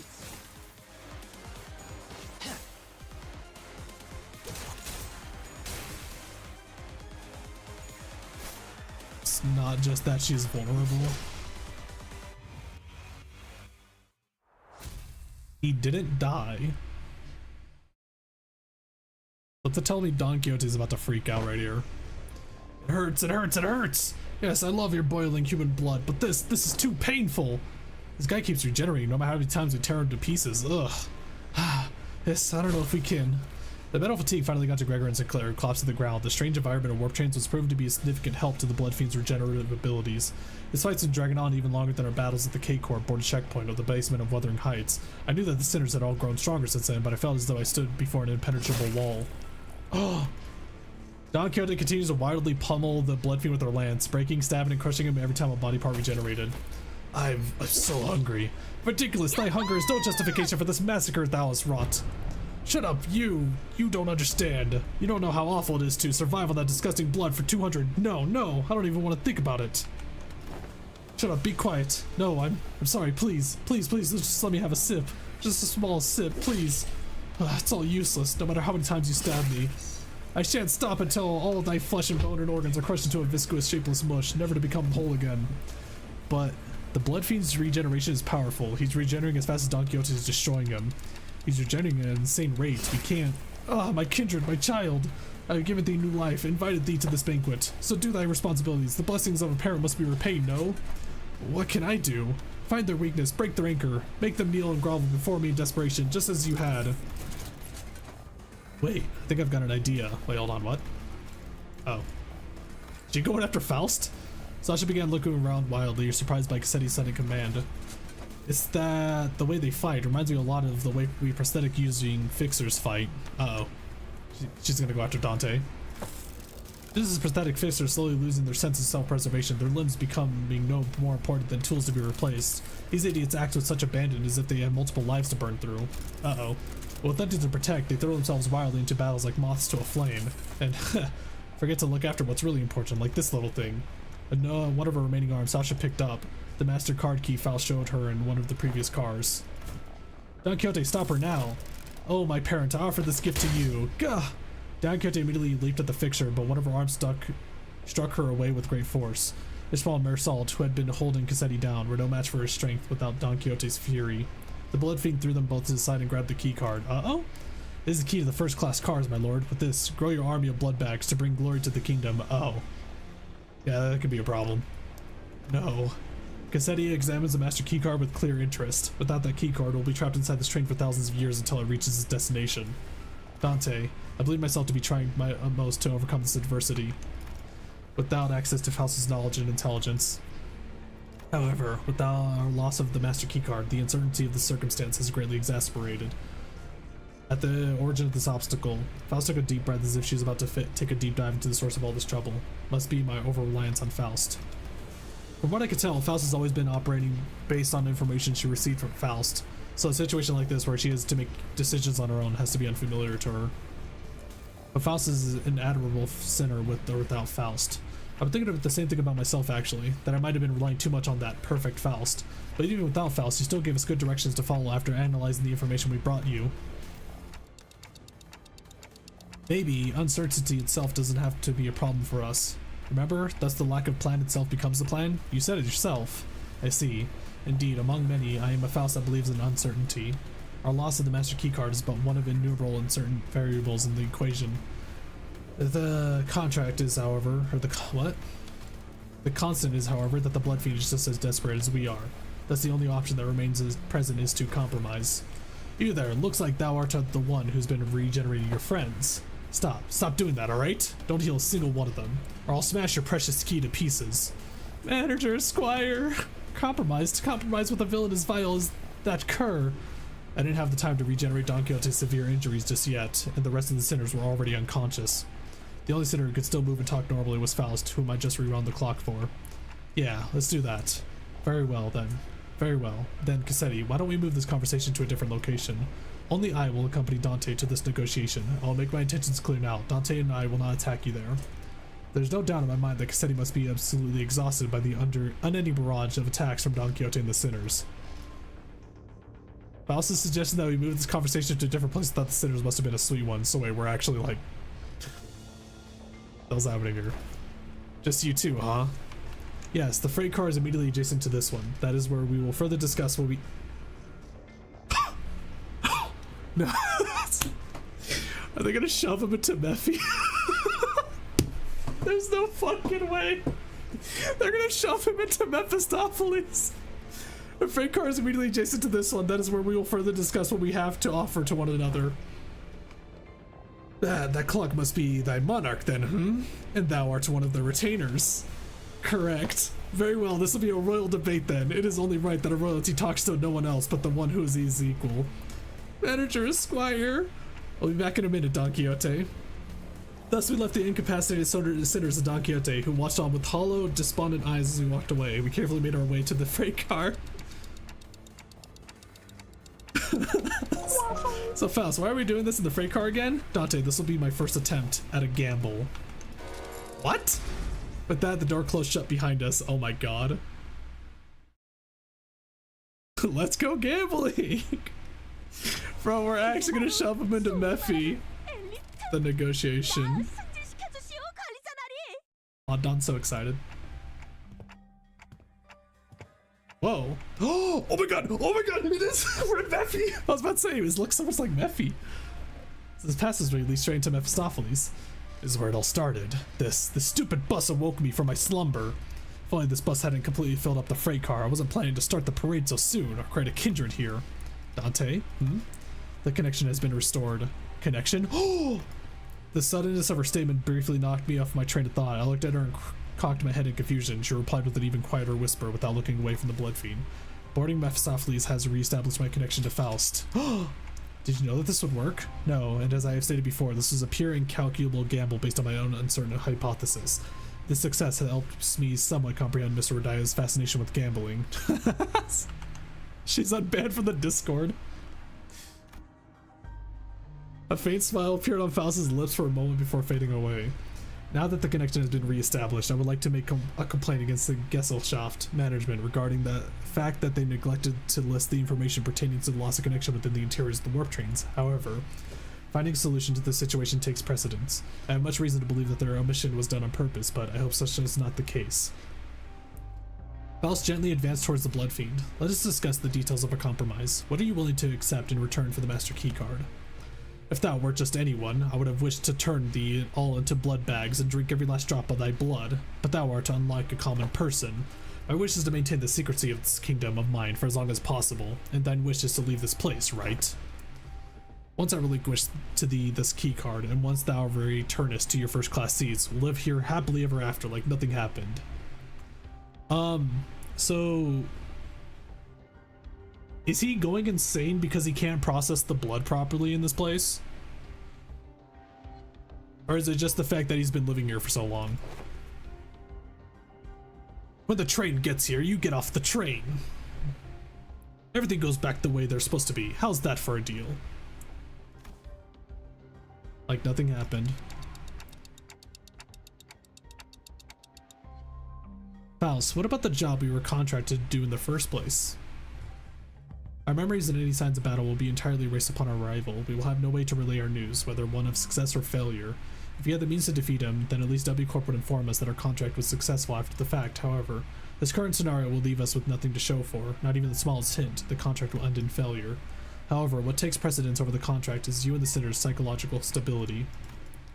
It's not like we've always been successful, so that was something I could live with, but what about the passengers of this train and its future passengers? I remember the look on Don Quixote's face whenever we would come across these inevitable forms of injustice. Faust does not reply. Yet the lack of reply was a reply all on its own. Are we going to have to let them die? Innocent lives will be lost, but we cannot prioritize their lives over our safety. That must be Faust's and the company's policy, and yet... I shan't allow this! Don Quixote! I thought her wounds were too severe for her to even crawl, let alone walk. But with sheer will, she pushed herself through the pain to reach the freight car. I will not tolerate this. We cannot let this vile wretch live and turn a blind eye to everything he's done. It's her again. What, you want to stay here? You want to stay here for what is essentially eternity within this train? I know the truth. Everything hinges on this key, doesn't it? As soon as I break this in half, you'll have to spend the eons inside this. I care not. I would welcome the eon, should it mean eons of penance for thee. 'Tis much preferable to letting the villainy go unanswered. Let this place be the site of thy eternal judgment. Faust and I grabbed... She gets grabbed and she immediately just turns to a smile. This is so stupid. Faust and I grabbed Don Quixote. She'd normally be strong enough to wriggle free of our grips, but she's already pushed herself beyond her limits merely by walking here. Faust, unhand me! Thou mustn't let him live, Manager Squire! Don Quixote, letting him destroy the key means that you'll be condemning the sinners to thousands of years of torment. Then I shall fill the millennia with the tales of legend I have read in the magazines. No time, however infinite, shall be too great to overcome, should we endeavor as one. Certainly you're aware that your suggestion is no solution at all, Don Quixote. Then there has to be another way, no?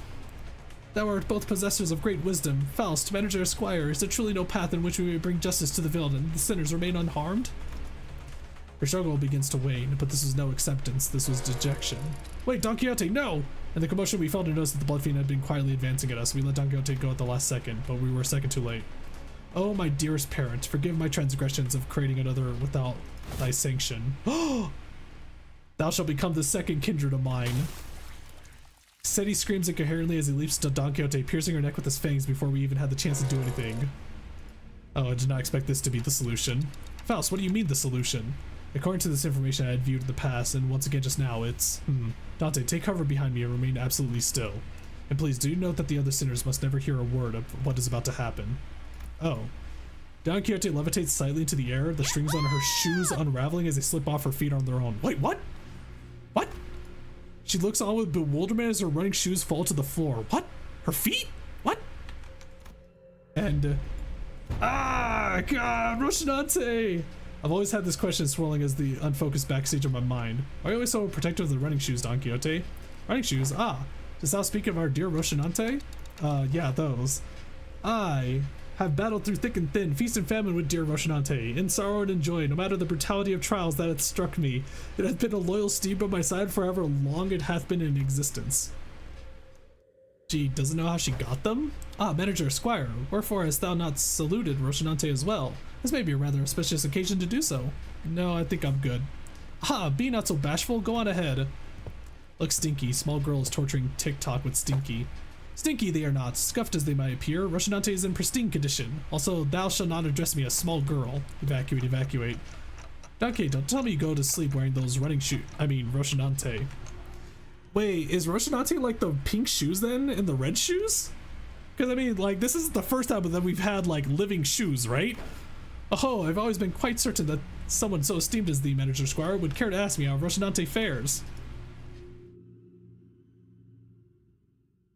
They're literally her shoes. Yeah, but I mean, but we have red shoes and pink shoes, which are also like, supernatural. I didn't mention that this question was inspired by numerous eyewitness reports from other sinners who saw her wandering the halls in her pajamas and wearing Rocinante. Verily, Rocinante and I remain bound together, even in slumber. There shall be no separating the two of us. We are bound not by need or want. We are simply bound together through plight and delight. Now that I think about it, every single identity of Don Quixote was also wearing those pair of running shoes, Rocinante. Have you ever taken them off? Take them off? Fee, whatever dost thou mean? As in, detach Rocinante from my body? 'Tis a very odd insinuation thou maketh. She looks at me with puzzled eyes, as though taking those pair of running shoes off was somehow an inconceivable idea.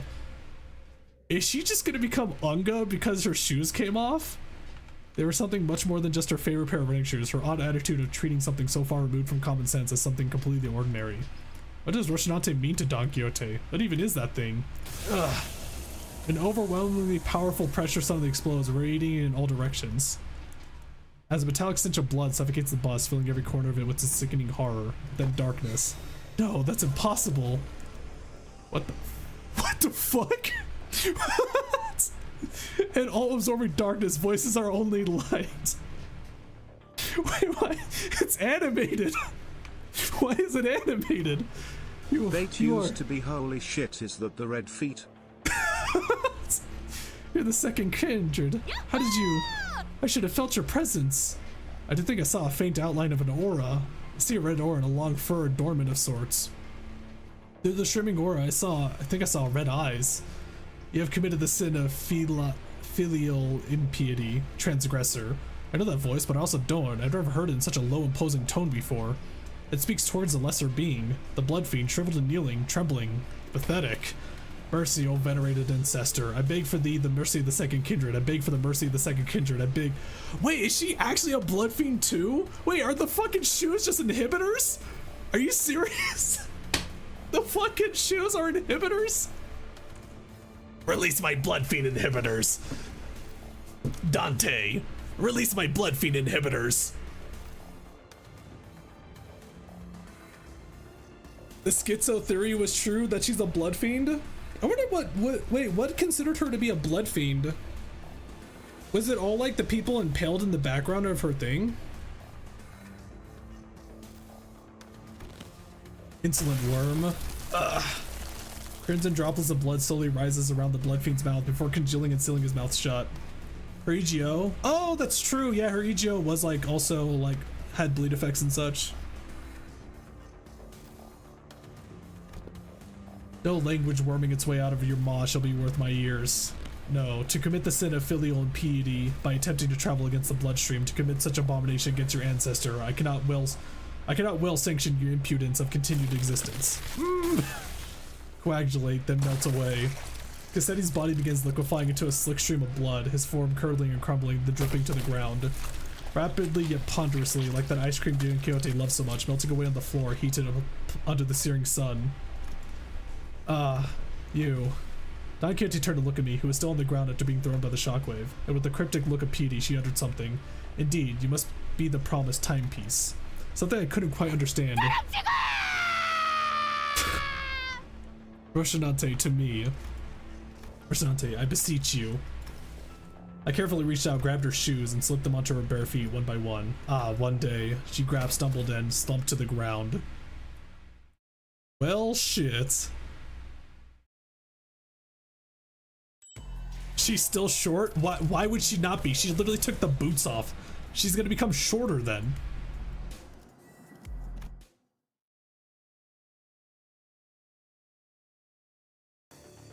Sometime later, somebody explain what just happened in a way that makes sense. I knew that the sinners would all be shocked and confused. After all, when they, including Fausto Don Quixote, all came back to life after I rewound the clock, all that remained was the destroyed door to the freight car and the disgusting obliterated remains of what was once Cassetti. Most personnel had lost their consciousness from the mental stress of the prolonged battle against the blood fiend. Whatever measure it was that the manager has taken, it can be said that it was appropriate. I can't believe they showed feet and it wasn't Ryoshu's. Fucking A, dude. Why are there so many feet, people? I don't understand the appeal of feet. I guess so. All good work, everyone. However, the definition of most personnel excludes 3 individuals, therefore it would be most appropriate to direct any questions to them. Wait. Where are those 3? Faust, the manager, and Don Quixote, who's still unconscious. Huh, really? The 3 of you? Oh, you're spot on. Haha. Why did you even have the time to notice that? Oh boy. I have identified the 3 conscious individuals by analyzing their walking cadence and voices moments before my loss of consciousness. They're showing us that we're getting animated CG. Speaking of which, what CGs would you guys like animated? I mean, that just means that the next Kanto is gonna be sick as hell. Right, so what's going on with the lass? Why is she still out cold? She appears to be in a state of deep slumber. As she is not at a risk of death, she will be waking up soon. I remember everything, of course, Don Quixote's sudden transformation, how she practically erased the blood fiend and his kindred from the world without even moving a finger. But I also remember Faust's last words. Please do note that the other sinners must never hear a word of what is about to happen. Don Quixote was unconscious, and Faust was answering every question with silence. It was only natural that their eyes would all fall on me. That's, you know. Wait, that reminds me. Where's the key card? I still remember it was in Quixote's hands. He was in a far more presentable state than he was in before. Reminder that Don could solo Ricardo. I mean...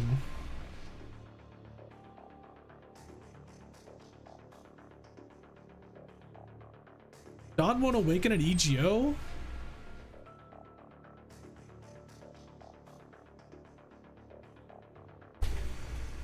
I think she should still be able to.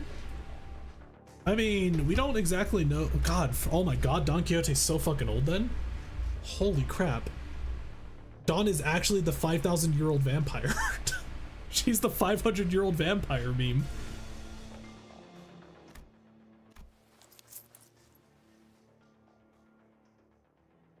It has been half liquefied. The remains have melded with his finger bones and appears to have become one with the middle phalanges. Wait, oh no, everyone calm down, calm down, calm down. I said calm down. I really should have packed more cigarettes, huh? How about we force one of these doors open? The master keycard is not an absolute necessary element to resolving the situation. What? How? It will require approximately 5 hours to formally proceed with an explanation in a manner that will allow the sinners to fully comprehend the exact how of this methodology. Therefore, it will be delivered to you in a digestible, summarized format. Well, that was short-lived. She's acting all smug again. We can utilize the back door of Mephistopheles. Steely confidence in her declaration was more than enough to win us all over, so we headed to the corridor past the back door. Don Quixote slung over one of our shoulders and arrived at our destination. I can't not ask what happened after seeing the state you were all in. Sandy pitter, sandy patter. Grains of sand and seashell-like things fell with every step the sinners took. Ask someone after me. To explicate, it can, grains of sand roll about in my throat with every word spoken. Some time ago, I was explaining the simplest gist of this plan as we made our way to the back. Did they just go through like multiple doors until they got out of the train? Put it simply, we will spend the time at a space disconnected from the train. The train should be arriving at its destination in approximately 10 seconds, going by the A-Corp timescale. All you must do is to remain somewhere in our original dimension for that duration. With that, Faust came to a sudden stop in the middle of one of the corridors. Wait, are you seriously gonna just open that door? With this many doors in here, are you sure that's the right one? Yes, this is the correct door. Its safety is completely ensured. Lass, at least tell us what's past that door. I did not bother verifying that particular information myself. It is necessary for future endeavors that I gain the experience of encountering something completely unexpected. What? Oi, wait!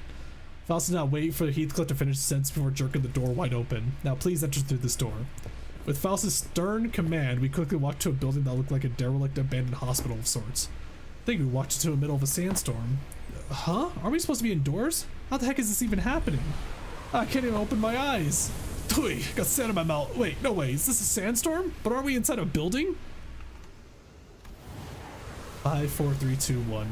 The sinners blurred out a colorful series of complaints, trying to comfort themselves in blasting sandstorms, but Faust continued to count in that same indifferent rhythm before dragging us out of there just as urgently as she had herded us in. So, we managed to return safe and sound to the interiors of the warp train as it arrived at the P-Corp platforms. As the train was still getting cleaned up, that is, and with our bodies completely covered in sand. I thought we'd never make it. Whoa, are you guys okay? What are those passengers? We were so happy to be done with this whole ordeal that even the W-Corp cleanup agents in the middle of a cleanup mission looked downright hospitable. Oh, so they just basically went into another dimension, waited for like a couple of seconds, and then went back in, and that was just the warp train done. Okay. Your employee is the Limbus Company. We boarded the warp train at the behest of your employer. Oh, so you guys are the people that our captain told us about. They really let you guys keep your memories, huh? Oh, that reminds me. One of the employees must be sleeping inside the hibernation pod over there. Oh, that. Huh, I've never seen it in action before. Thanks, let me go check. The hidden compartment behind the chair that the cleanup agent crawled into. Inside it was... Huh? There isn't anyone in here. Maybe we're looking at the wrong pod? this is the correct spot, then the disappearance of the individual who has entered this pod would indicate. I guess these folks aren't all that they're in the head either. Maybe you guys are just mistaken. Oh, so if a W Corp agent ever uses that pod, they just get yoinked.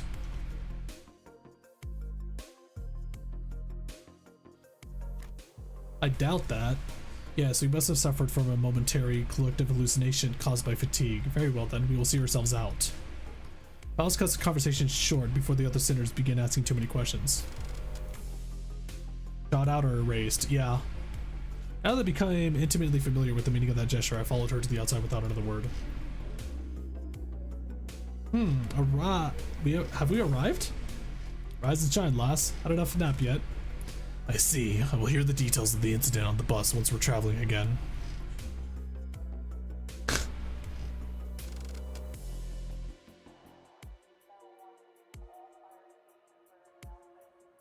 Book bots are these? I love how they look like, actually, like, they look like just freshly made accounts. Understood. Any and all relevant reports will be sent to W Corp via LCCA, and Virgilius was already there when we arrived. He was sharing conversation with Faust about what went down inside that train with a serious expression. Have you checked out the menu at all in between the nodes? Wait, which menu? Are you talking about the event one?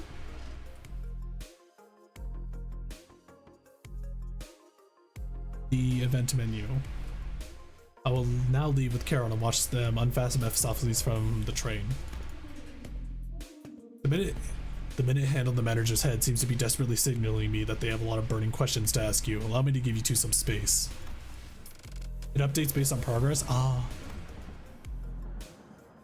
Are these, oh my god, are these all missing posters, bruh? I was finally able to ask Faust once Virgilius left. Why did you do that?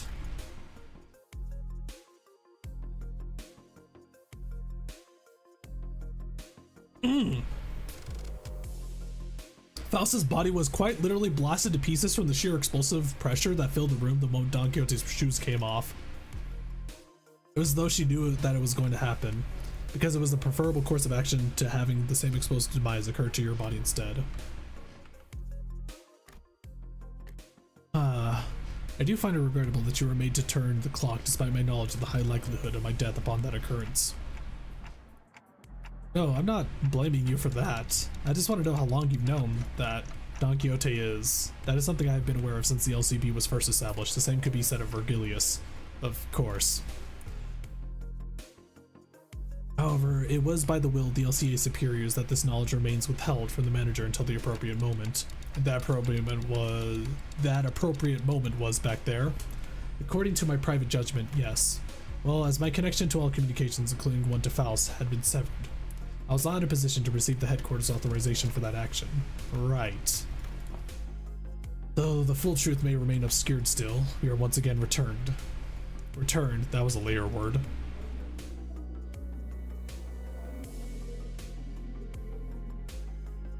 Don being a blood fiend now makes sense on why I've been seeing so much vampire Don art. Yeah, that makes sense now, yeah.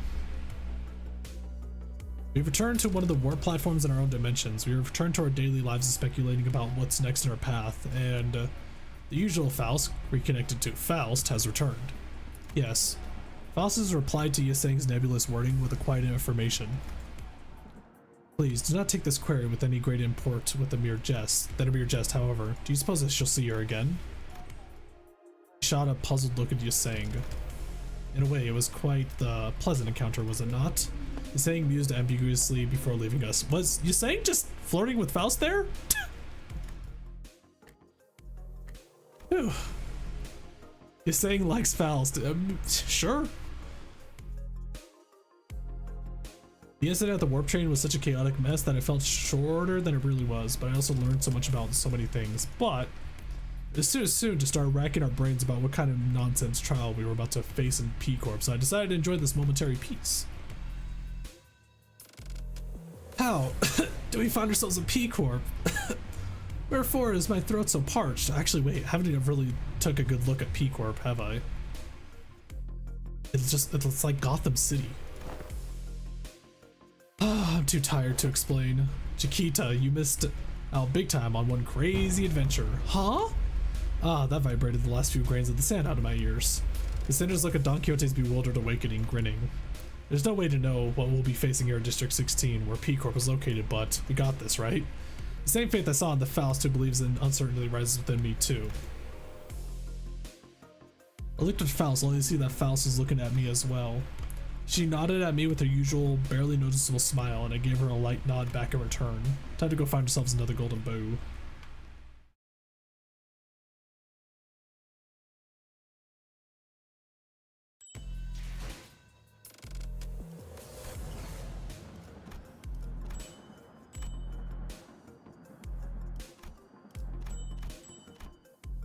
Dream ending is gonna be hype. Dream ending is going. We're definitely gonna get a new EGO, wasn't it? I wish this was voiced. Yeah, it's just kind of how it has to be now, because if it was voiced, then it would take forever, you know?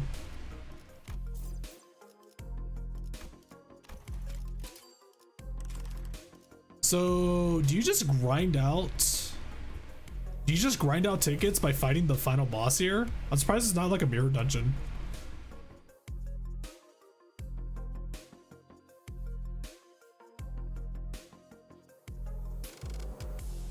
You can do MDs.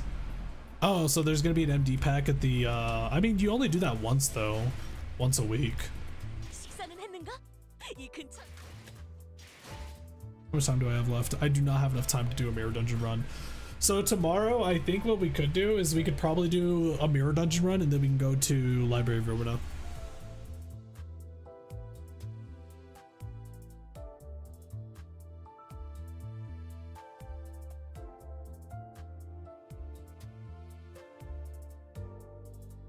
I think I missed the full reward.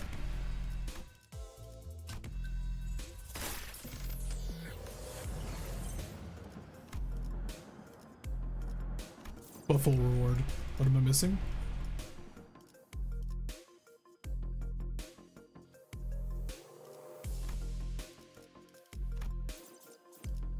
I'm trying to see if there's anything more important to get right now.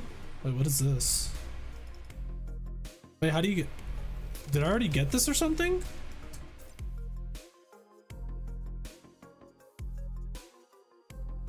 That was the ID. Oh, that was Heathcliff ID. Okay. So it just gives it a check mark to show that you got it. Okay. It's just, I do not recall this. Okay, yeah. It's just the mark.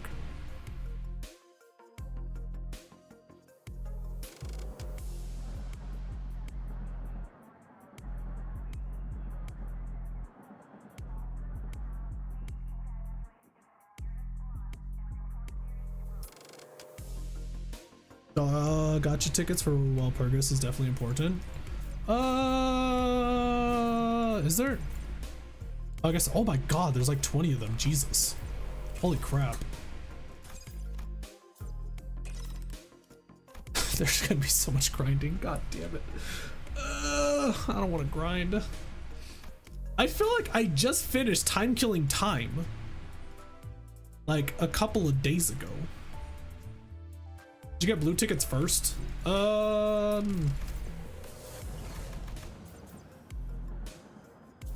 You mean these ones? I have enough tickets to level up one sinner or one ID right now.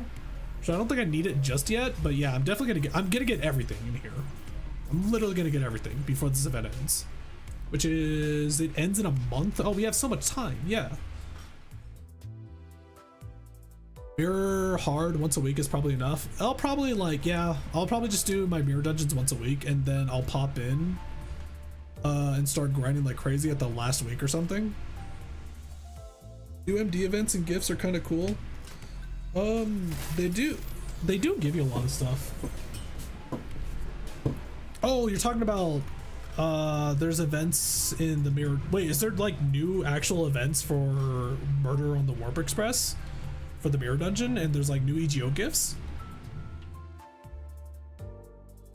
The blood of Sancho.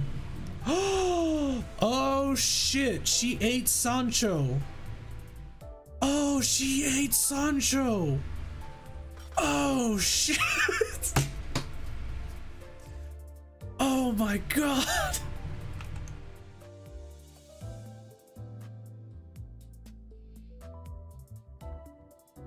Huh? Her EGO is it not called the blood of Sancho? The sangre de Sancho. Yeah, that would make sense with all the circus stuff in the background because like she's like it's like Vlad the Impaler basically. Is her lance Sancho? If it's confirmed that her lance is Sancho, then Ryoshu's katana is 100% her daughter or son, child.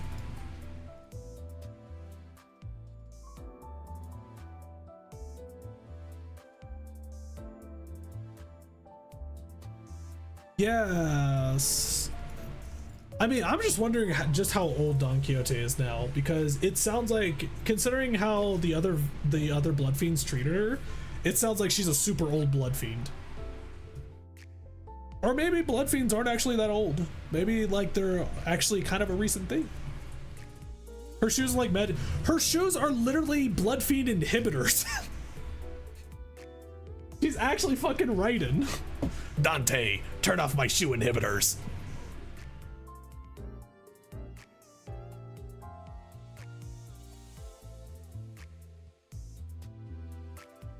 Didn't the guy say he was like 200 years old? I think 6th Gen said he was like 200. I thought he was like 200 years old because of the train.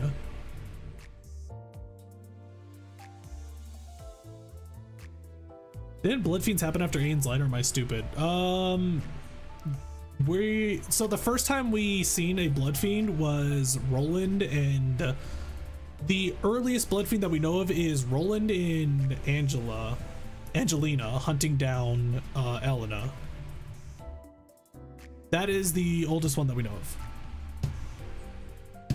Well, not the oldest one that we know of, the oldest event of encountering a blood fiend. Angelica? Oh, Angelica. I keep thinking her name is Angelina. What was her gen? I have no clue, but it sounds like a lot of the other blood fiends are tired of her shit. So there is older blood fiends than Elena, but that's the oldest event that we have of encountering a blood fiend at the moment.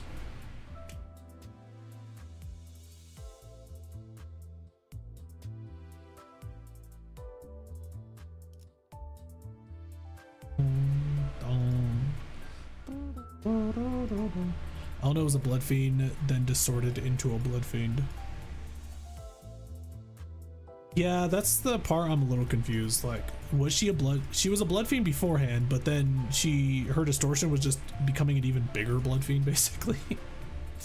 Huh? Because they all distorted, like the Reverb Ensemble, I believe, distorted, so yeah. Yeah, I think this is probably, Jesus Christ, Don Quixote is trending, apparently. What do we have here?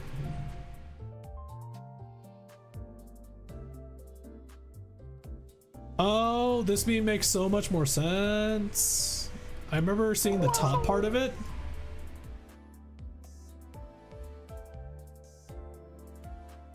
Yeah, this meme makes a lot more sense now. I remember seeing the top part of it. I was like, why would Ricardo get blasted?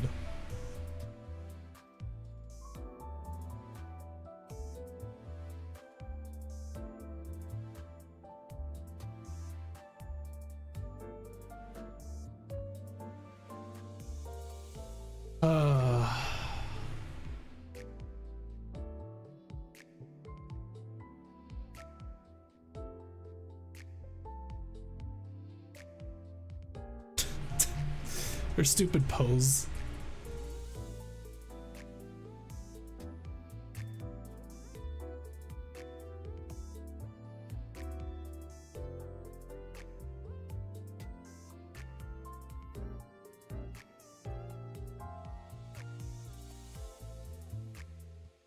You know, now I'm thinking about it, Don Quixote is probably the strongest sinner now, isn't she?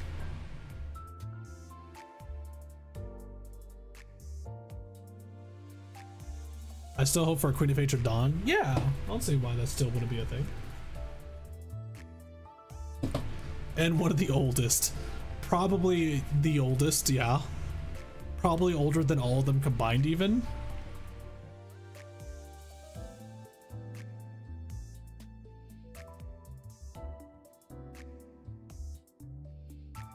Who is real Dawn? Do we know Dawn? Like, what the fuck? That's actually. Do you think that the Dawn that we've been hanging out with the entire time knows that she's actually a blood fiend? How would blood fiend Dawn fare against a colored fixer? I honestly think Virgil probably would still actually handle. I think Virgil would win still. No, she doesn't. Yeah, and it seems as though she probably will realize that she's actually a blood fiend, considering it's called the dream ending.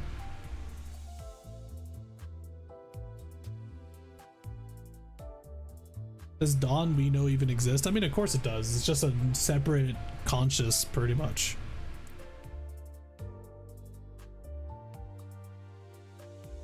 GGO is blood controlling. There's so much blood stuff happening.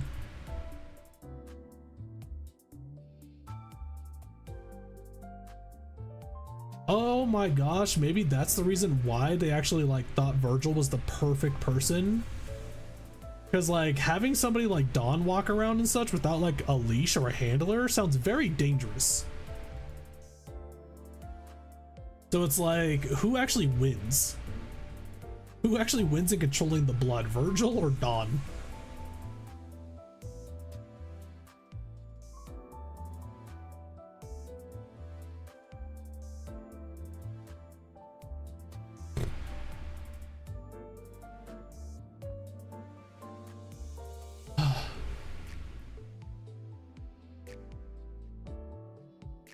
PM characters when there's blood from at the function. Yeah, it is weird how much vampire shenanigans is going on at the moment. Bigger question, who created Roshinante? True, actually. What the hell is Roshinante? Congratulations, A, your waifu got powered up. Bro, always believe in Dawn. Look at her, she's so adorable.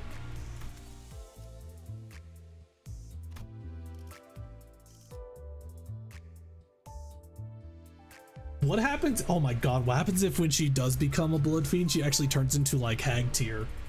Like she actually just grows like 2 feet. Becomes really like, just like really curvy and such.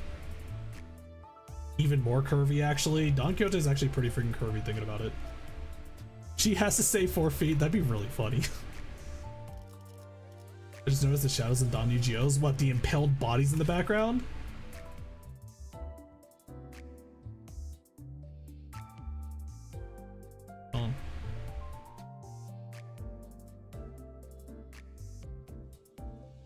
In terms of outsiders recruited to the LCB, she's literally the first or second. Wasn't Yaseng and Faust like the first 2, I think? When did we start saying hag instead of MILF? Because of Redditors? I feel like hag is a safe horny term for MILF. Yeah, it's because Redditors are afraid of dating or being attracted to anything that's under 40 years old. So now they coined the term hag for everything. Because if you like somebody, if you like a character that's under 40 years old, you're basically considered a pedophile to these dumbasses.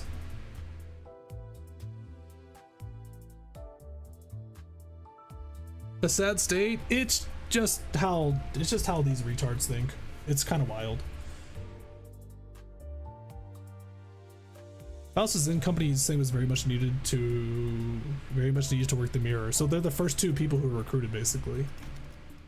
I don't think it's like exact. Maybe it is actually this order. Would it be this order?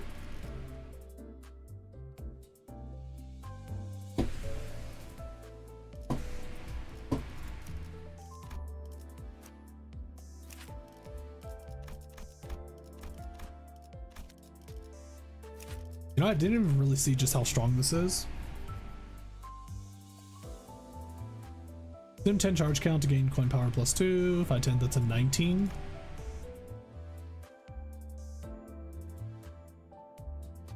That's a 14 at first, so you definitely have to get that charge before you actually pop this. I mean, it's pretty damn strong, I would say. 4, 8, 6, yeah, it's a 21. You weren't kidding about this actually being like kind of a low tier 3-star basically. Better than Marisol. Come on, man. Marisol got dirty at the start of this game, okay? All of these IDs basically were bad. And then finally he gets 2 of them that are good. If Faust was recruited before you saying that, why is he saying center number 1 and not center number 2? Probably because she was part of the company. She was part of the company and then hired Yasang, and then she figured that she probably needs to be a part of the team as well. Like, Yasang became a part of the team first. She was still employed by the company, and then the company figured you should probably be a part of them too.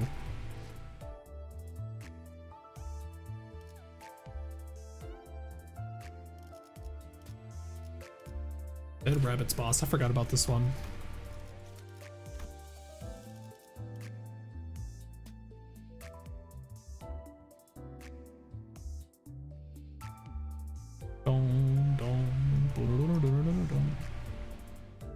Pulls up Cassetti with mind. A fucking pancakes. I love how this was a really good tease on what we'll expect production wise for the next Kanto, because it just showed that we're gonna get animated CGs.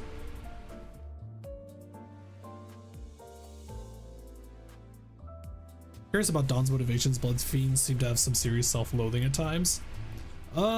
It's probably one of those typical situations where it's like, I've gained immortality and now I get to live through all eternity, and then you realize that that kind of sucks. Maybe it's one of those situations.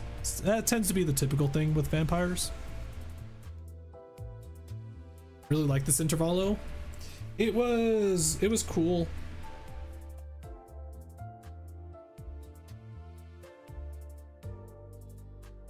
Eternity equals boredom after a while, so yeah, we'll see. You just gotta find different things to do though.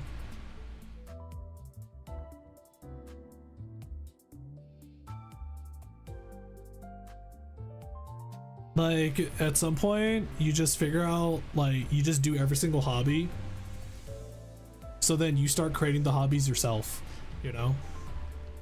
Because, like, imagine if you had eternity to figure out how to play every single type of genre of game. So you just go from one game within a genre to another game of that same genre, and you're just already good at it because you played it for so long. So then you just have to make, like, your own genre of games.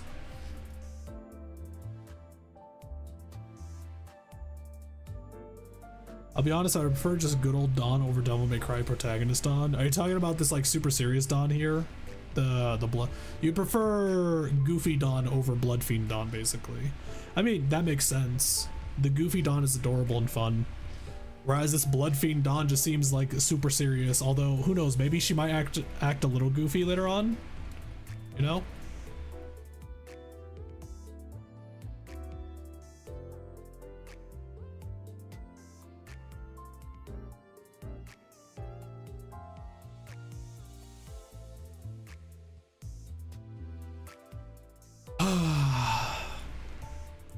Good old Dawn seems like a very overused trope. Are you talking about, like, the really goofy, energetic character or something? I mean, they're all kind of tropes in themselves, you know?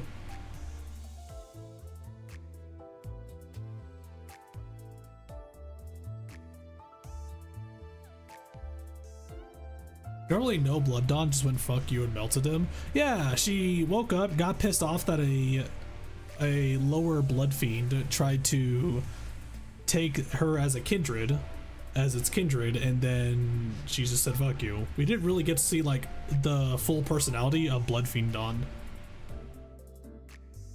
That goofy character turning into a hidden powerhouse. Yeah, I mean, the whole hidden power trope is kind of but I mean, I guess it was already hinted at a bit because of her EGO and such.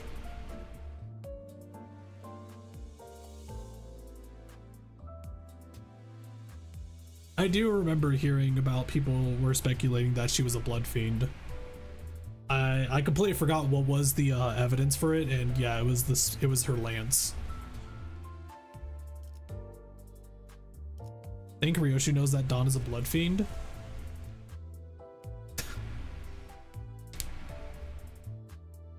Nah. If you don't like her as Blood Queen, you don't deserve her as Silly Queen. We don't really know how Blood Fiend Dawn truly is yet. We'll find out, but yeah.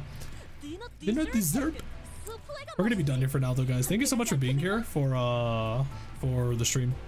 Tomorrow's gonna be we're gonna do Olympus Company Mirror Dungeon run tomorrow, and then we're also gonna do live Arizona. So yeah. Thank you guys so much for being here. This was a really good event. It was really fun. Can't wait to see the Kanto. Kanto's in a month, right? This is gonna be sick. I will catch you guys later. Bye, guys.